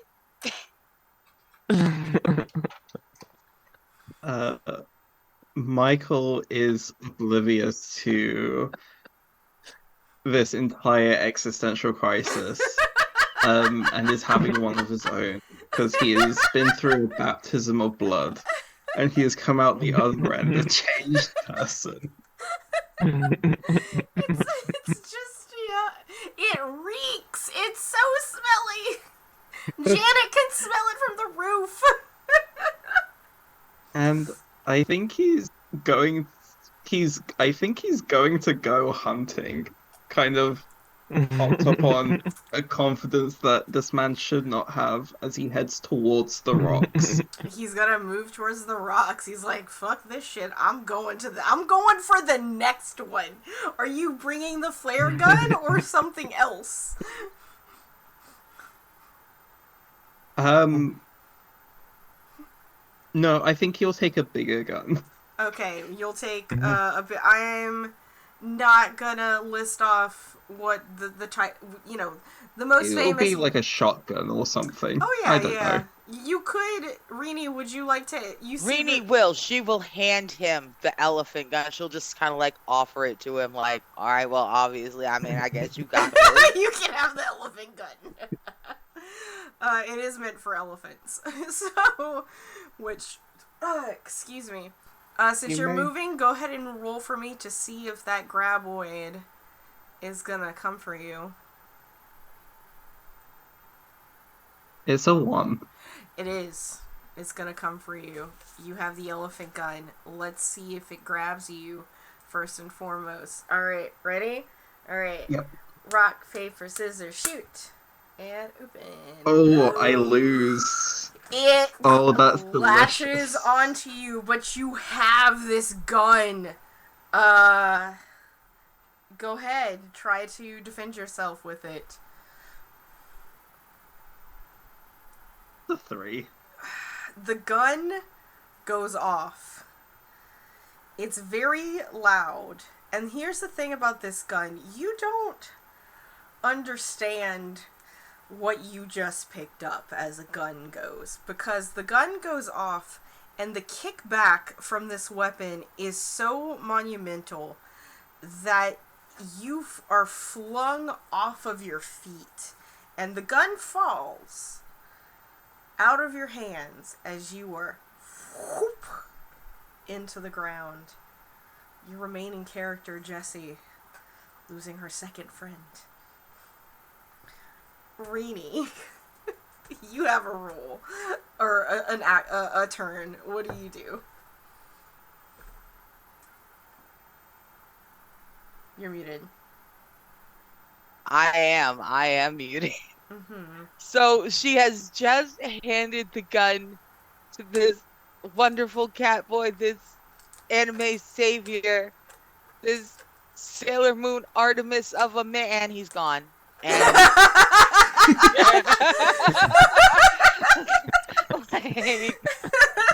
like she doesn't even have time to take a deep breath and think about doing a dreamy sigh. He's gonna protect me. Gone. And here's the I will also point out that he's technically didn't move to the rocks. He stayed in the bunker, and the graboid is thus in the bunker area, not the same one. But y'all are in that area, so it is in your area. So if you wanted to do something to harm it, you could. Rini is going to try to snatch the gun back up. Yeah, and fire it. 2 shots. 2 shots. So, yep. Go ahead, roll. God damn it. What did you get? It's a 1. It's a 1, bro. Again, you are so... She's so small. Kiki Palmer is not a big woman. So... Yeah. It doesn't. It does not. It does make a lot of noise, though. It's gonna whip around. Well, it's already had its turn, so... It can't. It's already had its turn. Alright, nope, that's it. So what we're gonna do now, because we have one graboid that's also still occupied, I actually would like to go now to the junkyard where the other graboid already is, and see what's going on down there, because that's where the action's happening, unless anyone in the store or the parking lot can want to create a distraction on their turn. Yeah, you know what? You're right. We'll do it. Store. What are you doing? I changed my mind last minute. You had store that is not. It's just you because what's his face already had his turn. Right. I guess Sam's just gonna search the store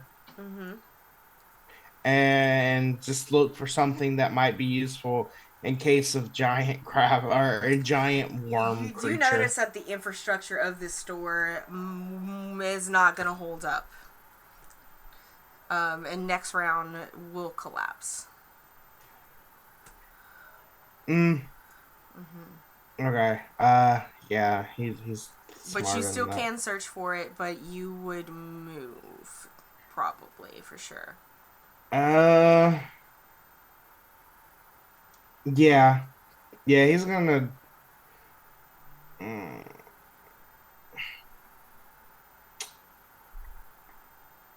I would say that he is gonna move. Alright, where are you going? He's used to car parts, and he probably thinks he can engineer something together that would be useful. So he'll go to the junkyard. You are going to the junkyard where there's already a graboid. So, Right. He does. I don't know if he knows that. That's why. Yeah, mods, can we get the guy in chat, please? So, you gotta roll to see if this graboid wants you. You're running towards it, so go ahead. Yep. Ooh, that's a 1. That graboid wants you. Let's play. Oh, I accidentally did something wrong. There we go. We were frozen. I'm sorry. I minimized Zoom accidentally. You could hear us but couldn't see us. Arnica just typed it too. Like, because I accidentally minimized Zoomed instead of OBS. Alright, so me and Spirit, let's go. My eyes are closed. Rock, paper, scissors, shoot. What did you get? I got you win. Good for you. It doesn't come after you. It's trying to eat a car. It doesn't come after you. It's trying to eat a car. Ooh. Yeah. He's. All right. Then puts us at the parking lot. Then, where we have there's 4 of you in the parking lot. 2 of them are Anne's characters. So let's go ahead and do Anne's 2 characters first. What are y'all doing? The orderly is beginning to have a panic attack, so the nurse has to, like, slap him to snap him out of it.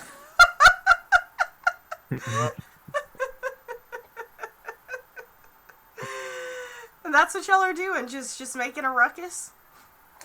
And the nurse is shouting that, of course shouting, because she's just shrieking everything. Yep. We've got to get out of here. Yep, alright. Roll 2d6s for either one of them, and yeah. Okay. 5 and a 5. A 5 and a 5. For some fucking reason, you're just so loud that it actually scares the graboids away from you. It's the shrill voice. Yeah, it's like they're so sensitive to this. It's the particular frequency. All right, secondhand cousin. What are you? Oh, what are you doing? Dumb and Dumber.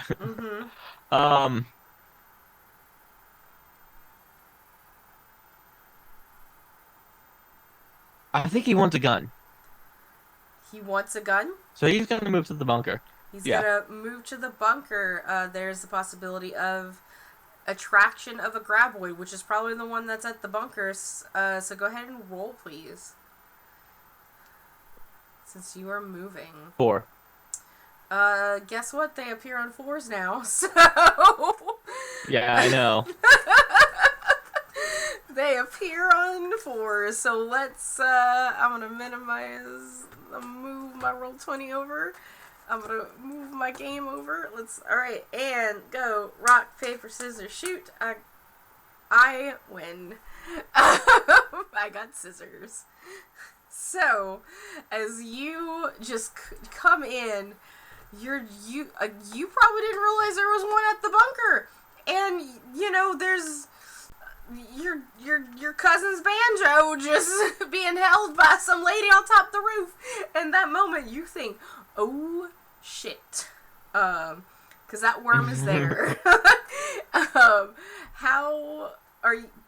It's gonna grab you, so you can try to escape somehow. What do you do to try and escape it? Do you have anything? I still have the kerosene lantern. Yeah, you still Because have the it failed to kerosene. ignite so far. Yeah. So I'm gonna try kerosene lantern Molotov cocktail again. Okay, let's give it a go.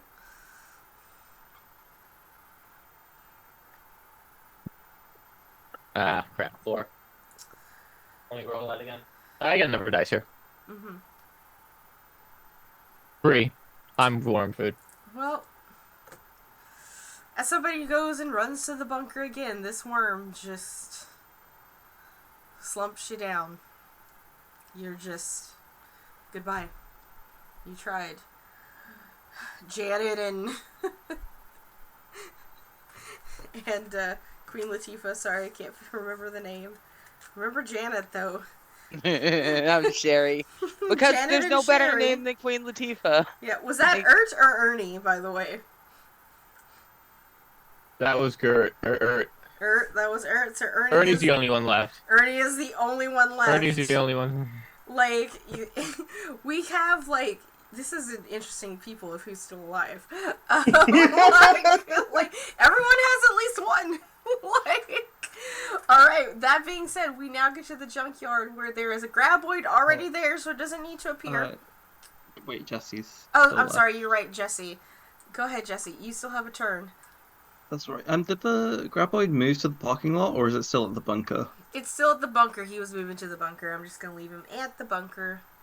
Which means that if you move, you could attract it. Yeah. Mm-hmm. Oh, I think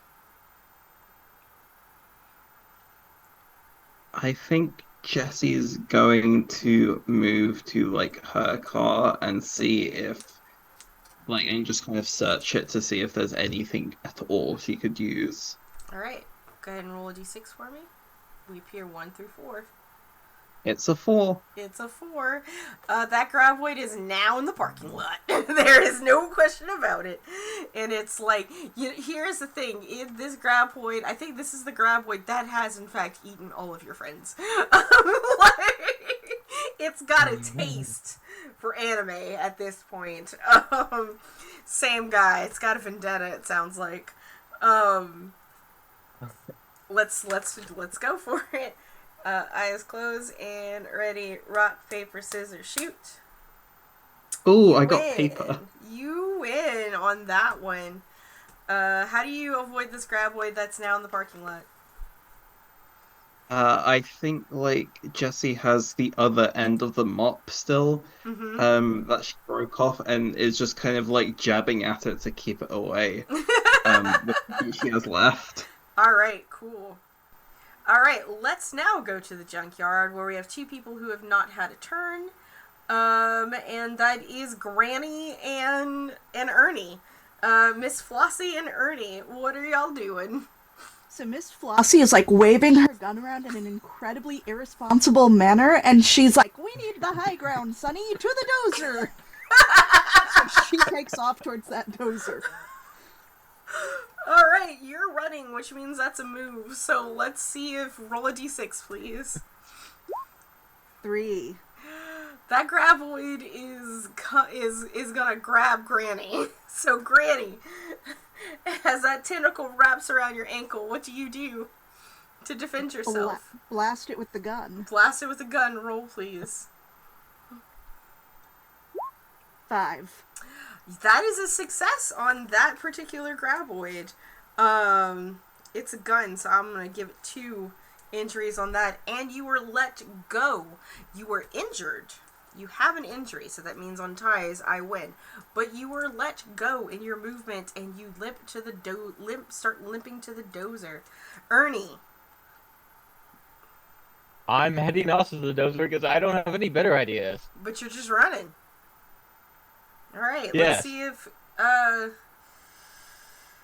Oh man, that graboid just got shot. Oh god, Romeo's snoring, y'all. Oh, that's so cute. Hold on. Look at my kitty. He's just there. And he's Derpin. he's a snoozing. Okay, sorry. Romeo always has to make shame. Yeah, go ahead and roll a d6 just to see if Well, I already did, and I rolled a 2, so... Yeah, it's whipping around after getting shot, and is gonna try and get you, Ernie. Let's play. Alright. Eyes closed, and rock, paper... I'm using my axe. You're using your axe? Well, we have to see if it gets you first. If it wraps Okay. around your... Okay. Rock, paper, scissors, shoot. Alright. You win. And you evade it. Okay. That is the end of round 4. At this point, the store and the vehicles, with the exception of the bunker and the bulldozer, are no longer viable places to stay. You are exposed on the ground. The water tower also... Well, they haven't actually paid attention to the water tower, so we're going to say the water tower is still standing. But you have the house at the bunker. The bunker, it does have a hole in it. It can't be sunk because it's halfway underground to begin with. The store's roof has collapsed at this point from the amount of tremors that have been happening. There it is. Title drop. Yeah, title drop. And we are back up at the bunker. And we have 3 people at the bunker, 2 of which are controlled by Arnica, 1 that is controlled by Janet. What are y'all doing? The guy, we had 1 graboid from where y'all can see. 1 graboid went to the parking lot next to the store. And another is at the junkyard. Up on the roof, I'm gonna look for something to defend myself with. There's a bag there on the roof. Ooh, this looks useful. I'm gonna open the bag. They're homemade pipe bombs. Thank God for red.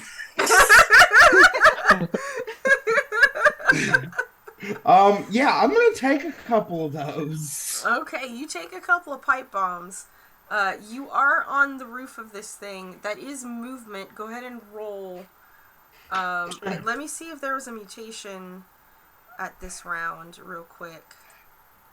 Round 5 appears from under the ground on 1 or 5. So you have to roll a 6 or that graboid is going to be there at the bunker. Well, that's a 2. Yep, the graboid is like, well, that's a bunch of shit. Hello. You're on the roof, however, so you are, can't be sunk, oddly enough. But you have made the graboid appear here. So... It's okay. We have Arnica's 2 characters. One's on the roof, 1 is on the ground. Correct? Because it went outside. The graboid's back. Mm-hmm. So, Rainey she has stumbled her way up from the basement. She thought she was about to die in that basement. She got knocked off her ass by that elephant gun. It didn't really do nothing. She's not sure why the thing turned and ran away. And so she's staggering out of the basement and out onto the porch, and she's turning around to look up. Mm-hmm. And that's where I'm going to roll to see if it hears me move. Yep. Zoop. Oh, it totally heard me. I rolled a 3. What's up? It's like something was moving on the roof. I can't get there. What are you? You're a person. I'm gonna try and eat you. Let's go. Rock, paper, scissors. And 1, 2, rock, paper, scissors, shoot. You win. I got scissors. You're not injured, are you? Is she injured? Give me 1 second. A cat is coughing, which means it's gonna do a hairball soon. I just need to move him. Yep. Come here, buddy. So here's the Come thing. here. I don't want you throwing up I on my was bed. not specifically told I was injured. Technically, Oh. I feel like the answer should be yes, because I did get thrown across the room trying to fire an elephant gun, but So, nobody said I was. so So, injuring only happens if you're attacked by a graboid, and also even if you were injured, you still won. You didn't boom, draw. So, cool. So I'm not injured. well, you are now. Well, you are now. How can I be injured by a graboid? I won. I was rock. I was rock. My rock. I'll take your word for it. I'm hot. Shit. At this point, though, I would like to imagine it's like she finds the pipe bombs and you actually hear, thank God for rednecks. And that's what made me run, turn, and look up was the thank God for rednecks. And I'm like, what the fuck you mean thank God for rednecks? And that's when all of a sudden it starts, and little tentacles start coming up through the ground, just slapping on the dirt around me.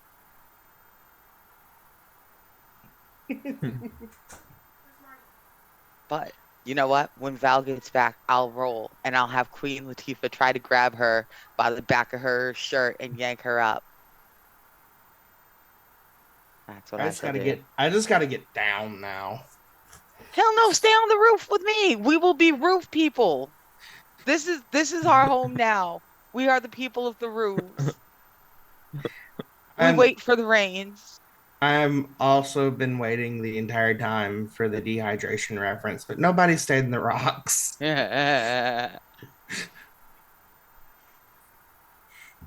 Ooh.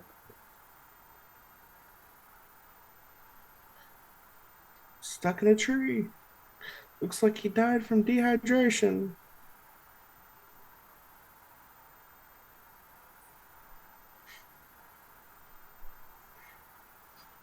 This is some bullshit. I am too hot for this.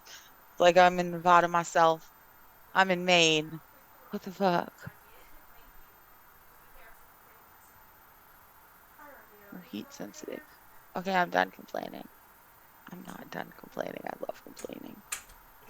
It's hot. It feels hotter if you're in a state that should be cooler. Also, it's super freaking humid up here. I will just go. It's okay. We all know you're too hot to handle, darling. I appreciate that. Oh, but what if I melt?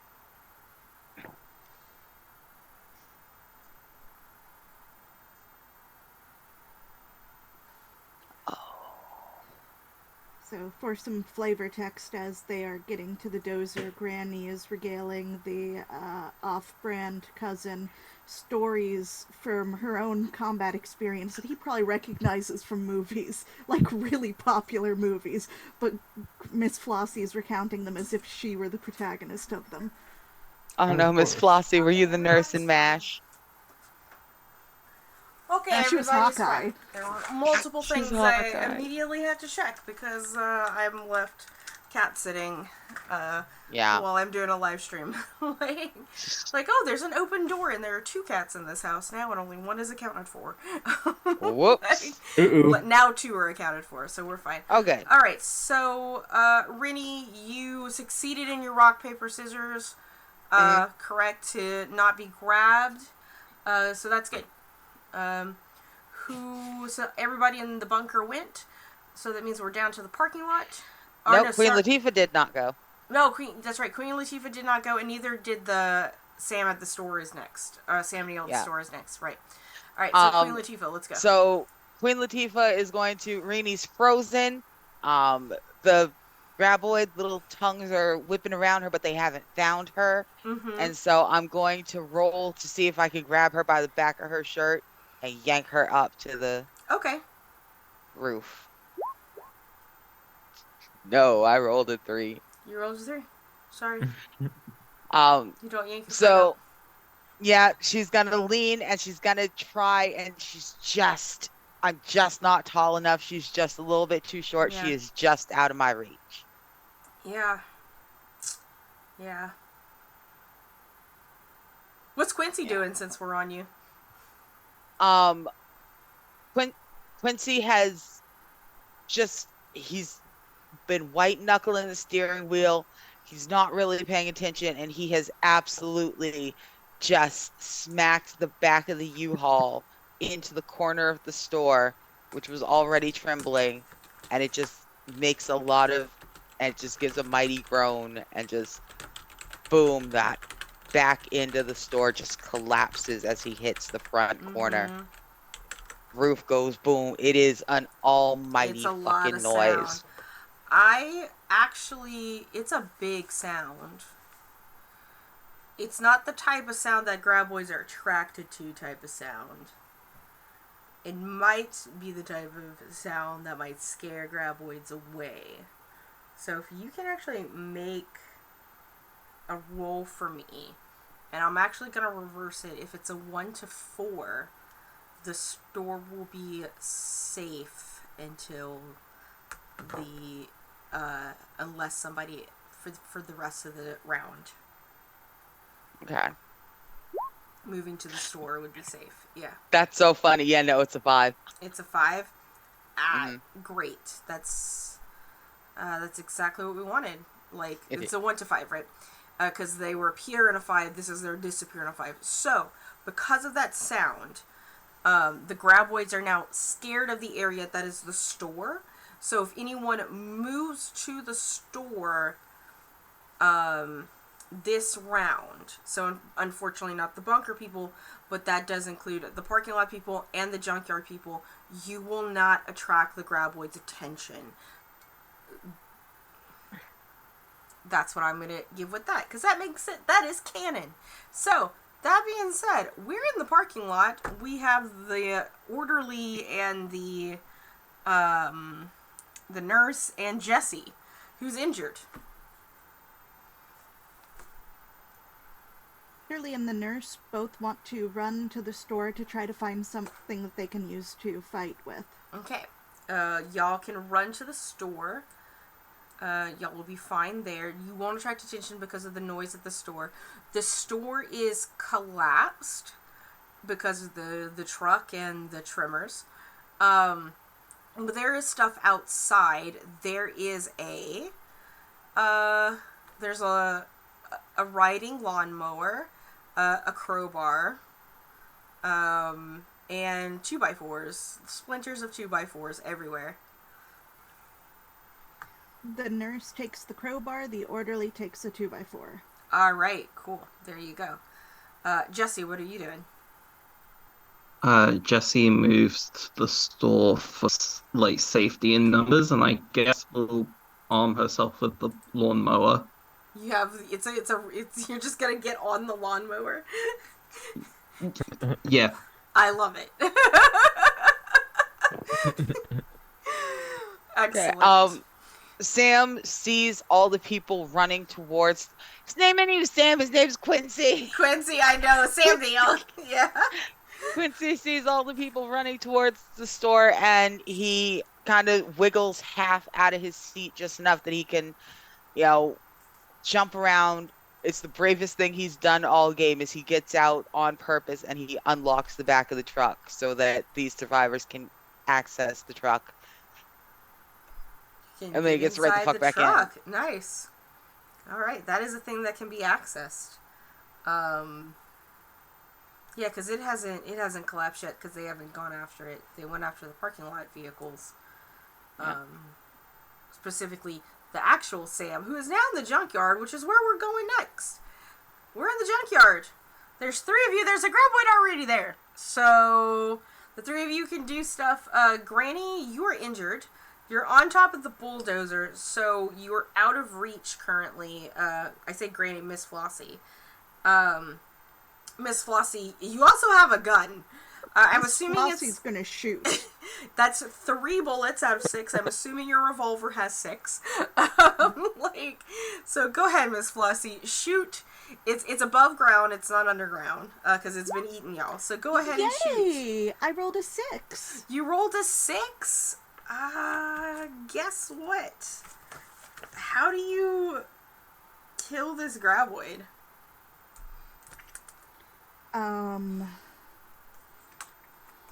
She screams, "See you in hell, commie," and then plants a bullet, like, right down its throat.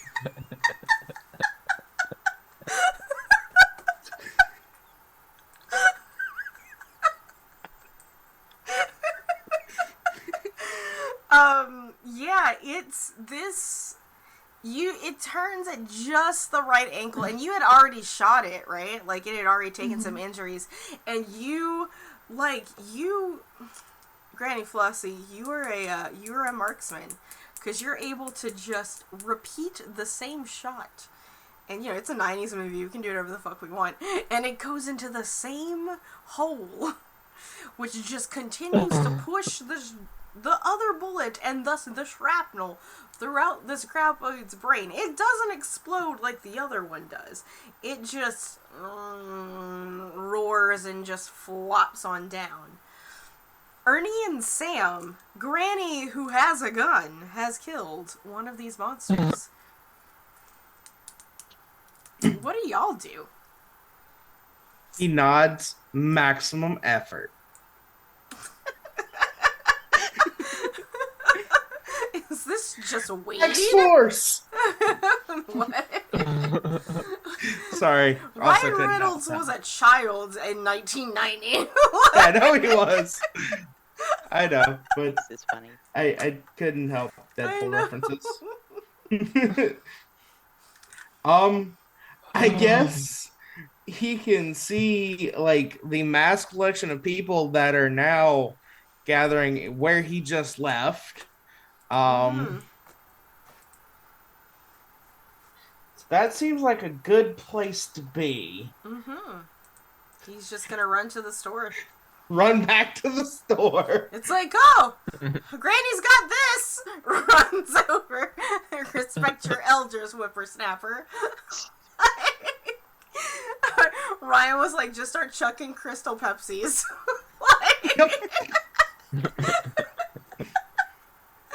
Ernie, what are you doing? I'm climbing on the nose of Granny because Granny still has 2 bullets.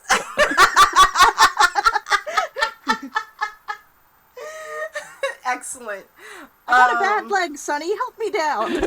So you were moving. I'm not gonna have you... No, you're moving. I'm not gonna even have you roll because the graboid is so far away and it would have to cross the store in order to get to you, so you're just there. That's a free movement on your turn. We're at the final round. There is 1 graboid left, and it is at the bunker.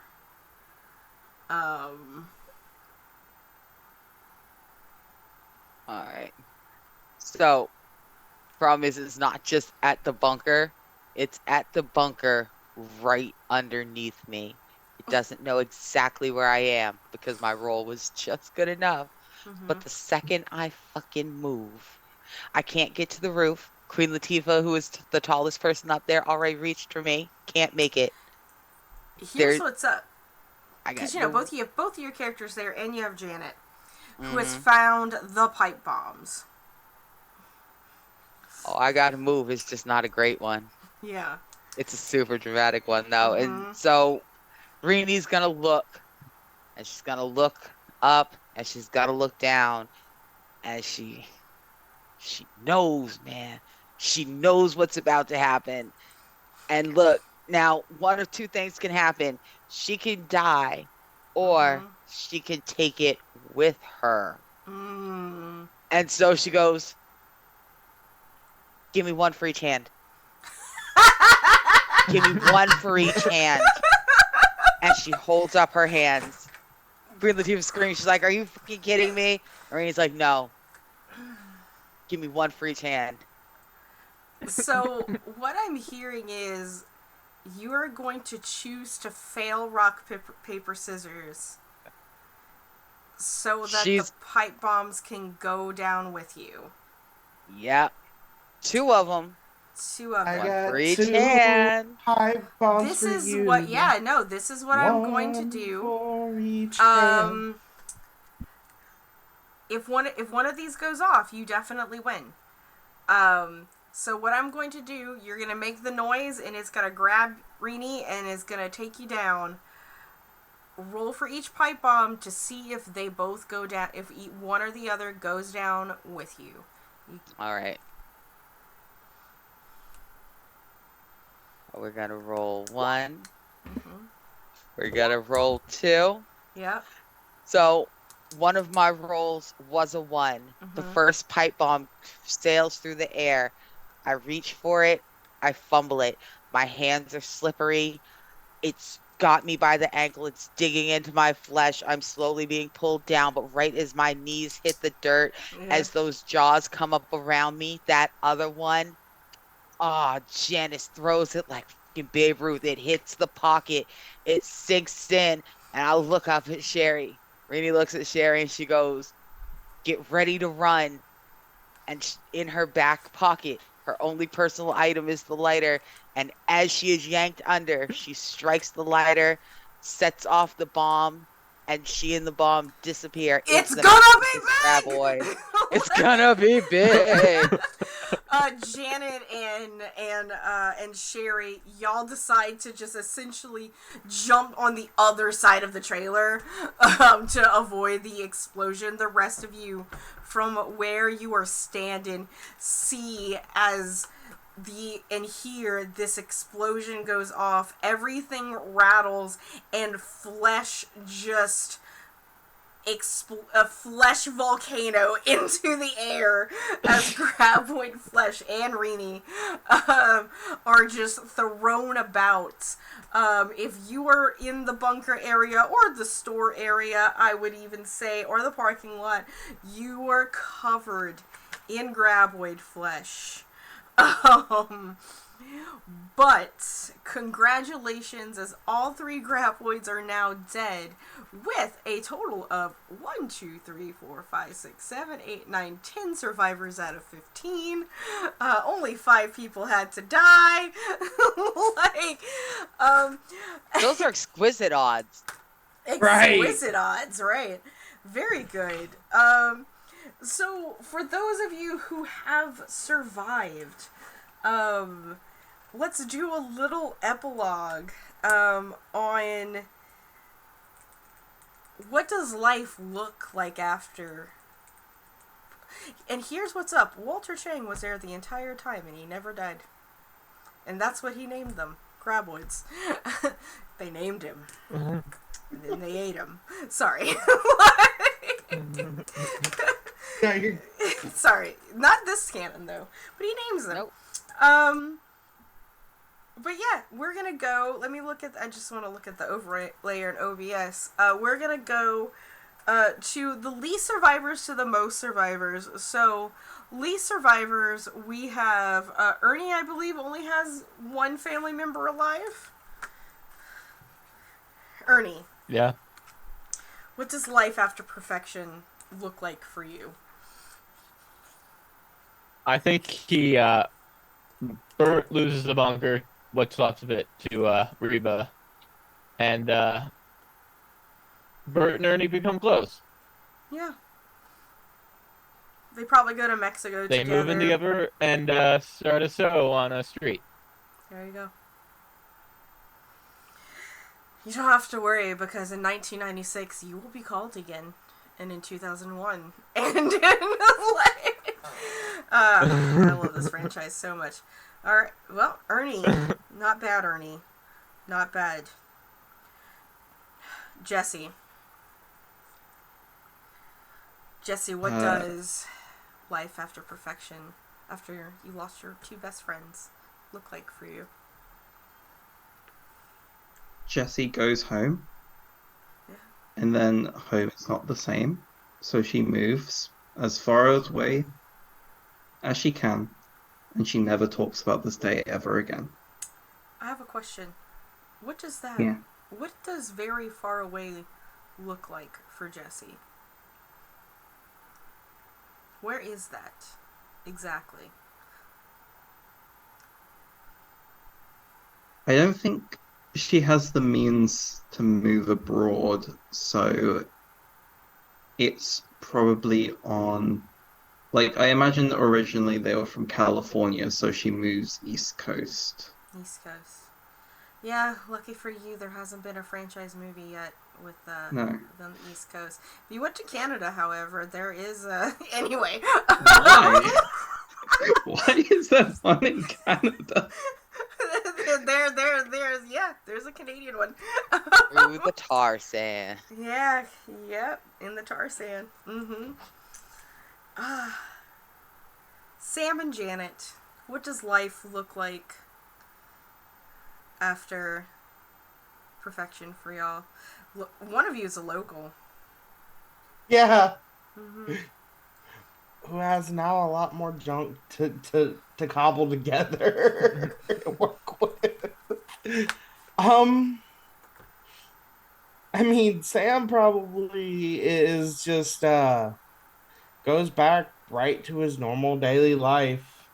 I mean, this was an interesting adventure, but time is money and money is bills, and I've got to fix and make. You know, you're gonna have a lot of vehicles to fix because perfection is about to become a tourist destination. Oh, no doubt. Yes, indeed. Um, Janet probably is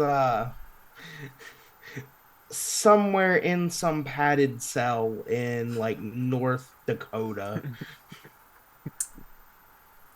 Well, no, everyone believes her because there is physical evidence of graboids. So does she just check herself in because of PTSD? Yep. Understandable. That's poor Janet. Hopefully, one of these days she will recover. Where does she check into therapy? Good question. Mexico, South Africa, Australia. I'm just listing You where. just list. I was about to ask. An South island Atlas. off the coast of Costa Rica. Yeah, sure, A that resort? one. It's the most remote. Why not? Well, one of these days, about I know. 25 years later, Janet will experience Shrieker Island. So anyway. And At least it isn't. She will be the most experienced. I suppose at that point, at least it isn't Silent Hill. Yeah. Sherry and Quincy. All right. So for Quincy, this is the bitterest satisfaction. All of this is his victory. I just want y'all to know his victory tastes like ashes in his mouth for the rest of his life. For lo, he brought a piece of the thing. He brought the fossils he found. He had his original fossils. It is still being held up. It's being run through scientific circles. Are we sure this is the same? Oh, no, this is very much a real thing. Everyone saw what happened in Nevada. But are you sure that this thing is your thing? Precambrian, Quincy, really? Right now, from Precambrian to right now. Quincy, Yeah. didn't you let a student die to get this information? Quincy, did you? Quincy lives a hellish, hellish life. Unlike Sherry, who decided that just like being an ER room doctor was too traumatic, apparently being a fucking paleontologist is equally as traumatic. But she had a daytime talk show. She managed to get a small one. It was like on a public access right at the end of cable access. Right as soon as satellite started hitting, she got one of them early satellite shows. She went big. People love hearing her talk about it. She talks to people who have survived the unsurvivable. Does she She's on become an season 3. unproblematic Wendy Williams? Yes. Okay. Listen, anytime. Nice. All right. And last but not least, we had the entire trio survives. So, the nurse and the orderly, they did search and search, but when they could not find Miss Flossie, they had to conclude that she had been one of the many casualties to the graboid and had been eaten. So the orderly, he quit his job, made up with his father, who he'd been estranged with, and moved back home to small town Indiana to take over the family business. Meanwhile, poor Lisa, she decided she did not want mobile patients anymore. She got a great job offer to head out to the East Coast to a lovely little resort town called Silent Hill, where, due to the trauma of what happened, she got hooked onto drugs and then some other bad things happened to her. Meanwhile, Miss Flossie, knowing that there are now some vacancies in town, she hid out in various houses until, there was enough of a fervor that she was able to creep out and persuade someone to involuntarily take her as a hitchhiker to Las Vegas, where she changes her name to Ruby Danger and is constantly sending unhinged letters to Sherry asking to come on her show.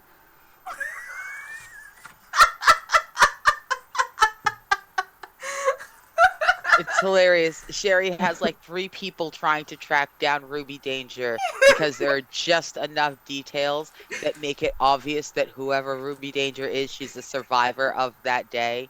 But Sherry never laid eyes on anybody. She never saw that half of town. She wants to know who this woman is. Somehow Flossie is always like 2 steps ahead of Sherry's people, though. Look, she hired public access interns. She's got a good show, not a great show. She is not Oprah. She can't afford PIs. She's got interns. And Ruby Danger is pretty slick. And Ruby Danger is slick. Well, as all of this is concluded and the survivors go on with their lives, good, bad, or whatever, we see the credit roll, and then the end credit scene comes back, fading from the black, where you see a graboid somewhere on a Mexican oil field, lush grass. However, it is split in two, wide open, and 3 sacks hanging from its carcass. And in the distance you hear the grunting of its offspring, running to the warmest thing that it can prey on. And with that, that was Tremors, 1990. Thank you, everyone. Okay, well, once again, thank you, everyone, for showing and coming. For coming and showing up. I messed that one up. That's my joke. How can I mess it up? Thank you for everyone. I did get a couple of subs going around today. I thought I saw, we definitely got a few subs. Just remember that we are raising money for Extra Life all the way into the end of the year. You can donate by clicking onto the link. And herder, yeah, and I'm matching my subs, and it's been great.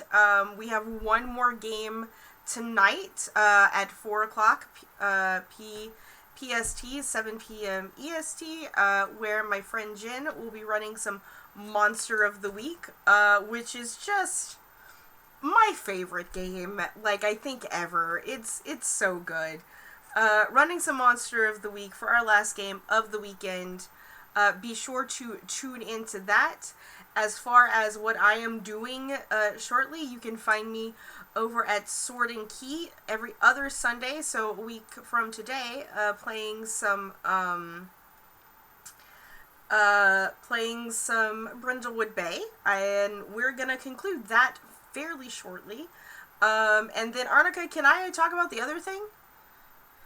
Yeah. Yeah. And then I'm on Girls Run These Worlds again, on every Tuesday in the morning at some point starting next Tuesday. I'm playing and producing some Monster Hearts. I've decided I'm gonna play a Twink Pegasus. That's what's happening there. But yeah, and then of course in the pipeline throughout the year, in November we'll be back on the channel. Arnica will be back, will be the second season of our Avatar game. In the pipeline, we have both the possibility of Isekai University returning. In January, we'll be doing an Old Gods of Appalachia, so be sure to watch my Discord for that, for casting. And I do also believe in January, I got roped in for the Mass Effect crew from next week, from last night. They want to do a full season, and I was like, you know what? How can I say no? With that, I have more people here to sign off. We'll go in the opposite direction from previously. Where can we find you on the internet? What do you do, if you do anything, and if we can find you? Punlandia, you're up. Hi, I'm Punlandia. I have a few silly YouTube videos as Punlandia, and you can find my writing at autumnguest.com and autumnguest on YouTube if you like horror. Did a really cool little childhood YouTube Me and video. Val's adventures at the abandoned military base as teenagers. Yeah. We were smart. We were very smart. It was great. Cool. Lich, you're up. I'm mostly a mod around things here, there, everywhere. You can find me on socials at litxm/Twitch TV or TTV on the brand X now. No, you can dead name Twitter. It's fine. Blue Sky. It's appropriate. Okay. LitchXM on Discord, and that's the important places. Right. Rook. Hi, yeah. I'm Rook. You can find me on Twitter and now Blue Sky at RJK Games plus whatever extensions. I barely use either of them. You can find me Fridays at 8 p.m. Eastern Time, which is 1 a.m. for me, on Bad House RPG, where I'm in a game of Spire, The City Must Fall. You can also find my games at rjkgames.itch.io, where I write sad little pieces, including a game about vampire hunters falling in love with a vampire and having to stop the vampire from eating everyone in sight. Yeah, that's me. I'm gonna have to go buy that one, so link it to me. Alright, and Spirit. Hi, Spirit, I've known Spirit of Lupus just about everywhere. Discord, Twitter, LUPIS on Twitter, though it's LUPUS everywhere else. I don't get around very much. I mostly like Lich, lurk in the background, do things in the shadows, which has been fun, and I've been very happy to be able to come back to the light for at least a little bit. Um, Unfortunately, my work schedule keeps me busy with everything else, so I don't really have anything going on. But who knows? The future may change, and maybe I'll be back for some more stuff. Ooh. And last but not least, Arnica. All right, thank you so much. Hi, everyone. I've been Arnica. You can find me on Twitter, Twitch, and Hive at Arnica X Ross. I also have a link tree, exact same name. I'm the director of operations over at Girls Run These Worlds, where you can find Val starting next Tuesday on Monster Hearts Freshman Year, Semester 1. You can find me starting September 11th in Bluebeard's Bride, a 5-episode run called Reoccurring Nightmares. Oh, we're going to ruin your life. You'll have a great time. And don't forget to stop by on Fridays. We are almost done with our sponsored run of Upriver Downriver. The GM is the creator of the game, and we have still 2 amazing copies to give away. Stop by, drop in. We'd love to have you there. All right, and with that, don't go anywhere, all 17 of you. Please stick around, because we will be back in about 45 minutes, or 35 minutes, with some Monster Week in the final game of this marathon. Everybody wave. We will see you. Bye. Thank you. Yeah.